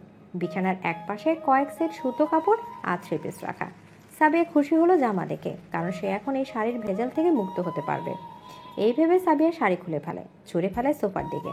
তারপর জামাগুলোর দিকে হাত বাড়ায়। হাতে জামা নিতে তার একটু ঝুঁকতে হবে, কিন্তু নিচু হতে নিলে মনে হচ্ছে পেট বুঝে ব্লাস্ট হয়ে যাবে। সোজা হয়ে দাঁড়িয়ে ঘাড় কাত করে নিজের পেটের দিকে তাকালো সাবিয়া। তারপর তাচ্ছিলের হাসি হেসে নিজেকেই নিজে বলল, দেখো অবস্থা, আমাকে এখন গর্ভবতী মনে হচ্ছে। এত খাবার কি কোনো মানুষ খায়? বুড়ো ডেভিল পারলে আমাকে হাড়িতে বসিয়েই খাওয়াতো বোধ হয়। এত খাবার একসাথে জীবনের এতটা বছরেও খাইনি। এই লোকটা মনে হয় আমাকে কুমড়ো পটাশ বানিয়ে ছাড়বে। মনে হচ্ছে হা করলে হয়তো এখন গলার ভেতরের খাবার দানা দেখা যাবে। ক্লান্তিতে সাবিয়ার দেহ অসাড় হয়ে আসছে, তাই চিন্তা করলো এখন চুপচাপ কিছুক্ষণ শুয়ে বিশ্রাম করবে। খাবার কিছুটা হজম হলে তারপর ব্লাউজ পেটিকোট পাল্টে 3 পিস পরে নেবে। যেই ভাবা সেই কাজ। সাবিয়া গর্ভবতী মহিলাদের মতো ধীরে বিছানায় বসে শুয়ে পড়ল। ক্লান্তিতে কখন যে চোখ বন্ধ হলো সাবিয়ার তা নিজেও জানে না। প্রায় ঘন্টাখানেক পর আরিয়ান দরজা টোকা দিচ্ছে অনেকক্ষণ যাবৎ। ফোন করছে সাবিয়ার নাম্বারে, কিন্তু রিসিভ করছে না। ভেতর থেকে কোনো সারা শব্দই পাচ্ছে না। দরজার সামনে জমাট বেঁধেছে বেশ কয়েকজন। আরিয়ান চিন্তায় ঘেমে একাকার। তার একটাই চিন্তা, সাবিয়ার কিছু হলো না তো। অনেক সময় যাব দরজা খুলছিল না বলে আরিয়ান বাড়ির বাইরের অংশে পানির পাইপ বেয়ে ওঠার সিদ্ধান্ত নিল। যেই ভাবা সেই কাজ। বেলকনি দিয়ে ঘরে ঢুকে দেখলো সাবিয়া মৃদু নাক ডেকে ঘুমাচ্ছে। গায়ে শাড়ি পরে আছে সোফায়। মানুষ ঘুমে তখনই নাক ডাকে যখন সে ক্লান্ত দেহে ঘুমোতে যায় বা সর্দি লেগে যায়। সাবিয়ার আপাতত ক্লান্ত দেহ। আরিয়ানের এত রাগ হচ্ছিল যে সাবিয়াকে ইচ্ছে মতো বকা দিতে পারলে হয়তো তার শান্তি লাগতো, কিন্তু আরিয়ান এই কাজ করবে না। সাবিয়ার চোখ মুখে পানি ঝাপটা লাগতে লাফিয়ে উঠে বসে। আশেপাশে কি ঘটেছে বা ঘটে গেল এসব হুট করে কিছুই বুঝতে পারলো না। সাবিয়া ভালো করে চোখ কচলে পাশে তাকিয়ে দেখলো আরিয়ান। চোখ মুখে তার নিতান্তই রাগ আর বিরক্তির ছাপ। সাবিয়ার মাথায় তখন আসেনি যে বন্ধ দরজা ভেদ করে আরিয়ান ভেতরে কিভাবে এসে দাঁড়িয়ে আছে। সাবিয়া উঠে দাঁড়িয়ে বাথরুমের দিকে যেতে নিলে প্রচণ্ড আওয়াজ হুট করে সাবিয়ার অন্তরাত্মা কাঁপিয়ে দেয়। প্রথমে আরিয়ানের দিকে তাকালো, তারপর মাটির দিকে তাকিয়ে দেখলো সাবিয়ার ফোন খণ্ড বিখণ্ড হয়ে গিয়েছে। সাবিয়ার মাথায় এখনো ঢুকেনি যে আরিয়ান কেন এমন করলো। সাবিয়া বিছানা থেকে এক সেট জামা নিয়ে বাথরুমে ঢুকে পড়লো। আরিয়ানের এতটাই মেজাজ খারাপ হচ্ছে যে বলার বাহিরে। আরিয়ান গিয়ে দরজা খুললে সবাই হুমড়িকে উকি দিচ্ছে আর জিজ্ঞেস করছিল সাবিয়ার কথা। আরিয়ান 2 শব্দে বলল, ভালো আছে। হে বলে সবার মুখের ওপর দরজা বন্ধ করে দিল। সাবিয়া ফ্রেশ হয়ে বের হয়ে এলে তখন তার টনক নড়ে যে আসলে এখানে কি ঘটে গেল। আরিয়ান সাবিয়াকে বেশ কড়া গলায় কতগুলো কথা শোনায়। সাবিয়া যেন সেসব শুনে গলা মেরুভূমির মতো শুকনো বালুকণার মতো শুকিয়ে গেল। খরগোশের মতো কান দাঁড় করিয়ে আরিয়ানের সব কথা ঠিকঠাক মতো মাথায় গেঁথে নিল। দেখতে দেখতে বিয়ে শেষ হয়ে গেল। পুরোটা সময় আরিয়ান সাবিয়াকে চোখে চোখে রেখেছে। হুট করে বিয়ে করে ফেলাতে কয়েকজনের হৃদয়ে জমিনে বজ্রপাত হয়েছে। বজ্রপাতের আঘাত থেকে সাবিয়াকে আরিয়ান বরাবরই আগলে রেখেছে। বিয়ের আগে এলিনাকে বাড়ি থেকে বের করে দেওয়া হয়েছিল, কারণ এলিনা সাবিয়ার খাবারে কিছু একটা মিশিয়েছিল, কিন্তু সেটা ইফাতের চোখে পড়ে যায়। এলিনা আর ইফাতের তর্কাতর্কিতে আরিয়ানের কানে খবর পৌঁছায়। আরিয়ান সাবিয়ার খাবার এলিনাকে খেতে জোর করলে এলিনা মুখ ফসকে স্বীকার করে ফেলে যে এলিনা খাবারে টক্সিন জাতীয় ওষুধ মিশিয়ে দিয়েছে। এটা ছিল রিমির গায়ের হলুদ অনুষ্ঠানের দিন। হিংসে মানুষকে যে কতটা নিচু মানসিকতা করে তোলে এলিনাকে না দেখলে হয়তো প্রত্যক্ষ উদাহরণ কেউই পেত না। সেই সময় এলিনাকে বের করে দেওয়া হয়। এলিনার জন্য এলিনার পরিবার লজ্জিত হয়ে নিজেরা ইচ্ছাকৃতভাবে চলে যায়। এক মেয়ের জন্য পুরো পরিবার লজ্জায় পড়ে। বিয়ের অনুষ্ঠান শেষে হলে সাবিয়াকেও তার বাবার বাড়ি আরিয়ান নিজে দিয়ে আসা 2টো কারণ। প্রথমত সাবিয়ার সামনে ফাইনাল এক্সাম, নিজ বাড়িতে থাকলে ভালো মনোযোগী হতে পারবে। দ্বিতীয়ত রাজনৈতিক কোনো জটিলতা চলছে। আরিয়ানের কানে খবর আসে আরিয়ানের সবচেয়ে ভালোবাসার মানুষটাকেই নাকি তারা টার্গেট করেছে। আরিয়ানের ভালোবাসা এখন সাবিয়া। কোনো মানুষের কুলসিত হাতে তাকে ছোঁয়াতে দূরে থাক, তার উপর কোনো ফুলের টোকাও পড়তে দেবে না আরিয়ান। তাই সাবিয়ার সেফ জোন হিসেবে বাবার বাড়িতে দিয়ে আসে। কেটে যায় মাসখানেক। আরিয়ানের কথা অনুযায়ী আরিয়ান দেয়া গাড়িতে করেই সাবিয়া কলেজে যাতায়াত করে। আরিয়ান প্রায় সময় সাবিয়াকে তার কলেজে গিয়ে দেখে আসে দূর থেকে। একটু দূরে দূরে থাকছে যাতে কেউ সাবিয়াকে ফিক্সড টার্গেট করতে না পারে। সাথে ওইটাও দেখছে যে সাবিয়াকে কেউ ফলো করে কিনা। সেই মাসখানেক সময় সাবিয়াকে যে কয়েকজন ফলো করেছে আরিয়ান তাদের প্রত্যেককেই কোনো না কোনোভাবে পথের কাঁটা তুলে ছুঁড়ে ফেলার মতো করেই ছুঁড়ে ফেলেছে। তাদের খবর কেউই পায়নি, এমনকি পুলিশও এই ব্যাপারে ইনভেস্টিগেশন করে এগোতে পারেনি তেমন। সাবিয়াকে মাঝরাতে শ্বশুর বাড়ি গিয়ে দেখে আসতো। একদম চুপি চুপি দেখে আসা সাবিয়ার বাবা মা কিছুটা বিরক্ত হতো। তাতে আরিয়ান কিছু গায়ে মাখিনি। নিজের বউকে সে দেখতে এসেছে, তাতে কার কি? সাবিয়া বেশ গভীর রাত অবধি পড়তো। আরিয়ান এলে এসবের খবরদারি করত। আরিয়ানের কথা না শুনলে আরিয়ান সাবিয়ার মাথায় বই দিয়ে সোজা করে বেশ কিছুক্ষণ দাঁড় করিয়ে রাখতো। বই পড়ে গেলে আরিয়ান চুমু খাবার ভয়ে সাবিয়া চুপচাপ শান্তি পালন করত। ফাইনাল এক্সামের শেষ সাবজেক্ট এক্সাম শেষে বাড়ি ফিরছিল সাবিয়া। ফোন হাতে নিয়ে ফেসবুকে নিউজ পেজ স্ক্রল করছিল। হঠাৎ করে একটা পোস্ট চোখ আটকায় সাবিয়ার। খবর পায় যে আরিয়ানের বাহুতে গুলিবিদ্ধ হয়েছে। সে এখন হাসপাতালে ভর্তি। সাবিয়ার শাশুড়িকে ফোন করে হাসপাতালের ঠিকানা সংগ্রহ করে। হাসপাতালে খুব তাড়াতাড়ি এসে পৌঁছায় সাবিয়া। রিসেপশন থেকে আরিয়ানের রুম নং জেনে এক ছুটে সেখানে চলে যায়। আরিয়ানের চিন্তায় কান্না করতে করতে সাবিয়ার হেঁচকি উঠে গিয়েছে। সাবিয়া কেবিনের ভেতর ঢুকে দেখলো আরিয়ান হেলান দিয়ে বসে বসে আপেল খাচ্ছে। সাবিয়াকে দেখে আরিয়ান আধা খাওয়া আপেলটা বেড সাইডে টেবিলে রেখে দিল। সাবিয়া আরিয়ানের বাম বাহুর ব্যান্ডেজের দিকে তাকিয়ে ধীর পায়ে হেঁটে আরিয়ানের পাশে এসে তাকাতে লাগলো। হেঁচকির জন্য আরিয়ানকে কিছু জিজ্ঞেস করতে পারছে না। আরিয়ান মুচকি হেসে ডান হাত মেলে ধরলো। সাবিয়া এক ছুটে আরিয়ানের বুকে এসে লুটে পড়ে। কান্নার বেগ যেন বেড়ে গেল সাবিয়ার। আরিয়ান সাবিয়ার মাথায় হাত বুলালো। বেশ কিছুক্ষণ পর সাবিয়ার কান্না থামলে আরিয়ান বলল, এই যে মহারানী, দেখেন তো এই ফাঁকা বুক পুকুরটা আপনার চোখের পানি নাকের পানি দিয়ে ভরে ফেলেছেন। এবার কি হবে আমার? বেশ হয়েছে। আচ্ছা বেশ, তো কাঁদছো কোন শোকে? ভালোবাসো নাকি আমাকে? যে স্বামীর ছোট্ট একটু অ্যাক্সিডেন্টের খবর পেয়ে নাকের পানি চোখের পানি হবে এক করে ফেলেছো। স্বামীকে কে ভালোবাসে না? আমি উত্তর চেয়েছি, কোনো প্রশ্ন শুনতে চাইনি উত্তরের বদলে। সাবিয়া মাথা নিচু করে বসে আছে। আরিয়ান অপলক তাকিয়ে আছে অর্ধাঙ্গিনীর দিকে। মিনিট খানেক চুপ থাকার পর সাবিয়া আরিয়ানের দিকে তাকালো, বলল, আমি কি আপনার নেশা হতে পারি? তুমি আমার হুট করে পাওয়া এক ভালো লাগা ছিলে, তাই তোমাকে পুরোপুরি আমার করে নিয়েছিলাম। তারপর তুমি আমার অব্যক্ত নেশা হয়ে গেলে। বর্তমানে আছো এবং ভবিষ্যতেও থাকবে। প্রেয়সীর এই নেশা আমি কখনোই কাটাতে চাই না। ভালোবাসি মহারানী। তবুও এক আফসোস আমাকে পীড়া দিচ্ছে রোজ। মহারানীকে আমার রেখেছে সেই খোঁজ। কিসের পীড়া? এই যে বউ থেকেও আমি সিঙ্গেল। আজ পর্যন্ত একটা চুমো পেলাম না যে আমার সিঙ্গেল স্ট্যাটাস বুঝবে। তাই বুঝি? তাহলে চলুন মধুচন্দ্রিমায় বাড়ি জমাই। আপনার সিঙ্গেল অবস্থাটাকে না হয় এবার মিঙ্গেল করে দেব, পাক্কা। কানে কি আমি ঠিক শুনছি? কেউ একজন মধুচন্দ্রিমার কথা বলছে। আমার বউয়ের মুখ থেকে যেন মধু ঝরে। এবার বুঝি কপাল খুলবে। সাবিয়া আর আরিয়ানের দুষ্টুমি চলে বেশ কিছুক্ষণ। বাইরে এসে দাঁড়িয়ে থাকা মানুষগুলোর দিকে তাদের খেয়ালই নেই, বরং তারাই দুজনকে স্পেস দিচ্ছে। সবাই কেবিন থেকে দূরে গিয়ে অপেক্ষা করে সাবিয়া বের হয়ে আসা। আরিয়ান সুস্থ হওয়ার পর সত্যি সত্যি সাবিয়া আর আরিয়ান হানিমুনে যায়। এবার তাদের মধ্যকার দূরত্ব ঘুচে যাবে একেবারেই।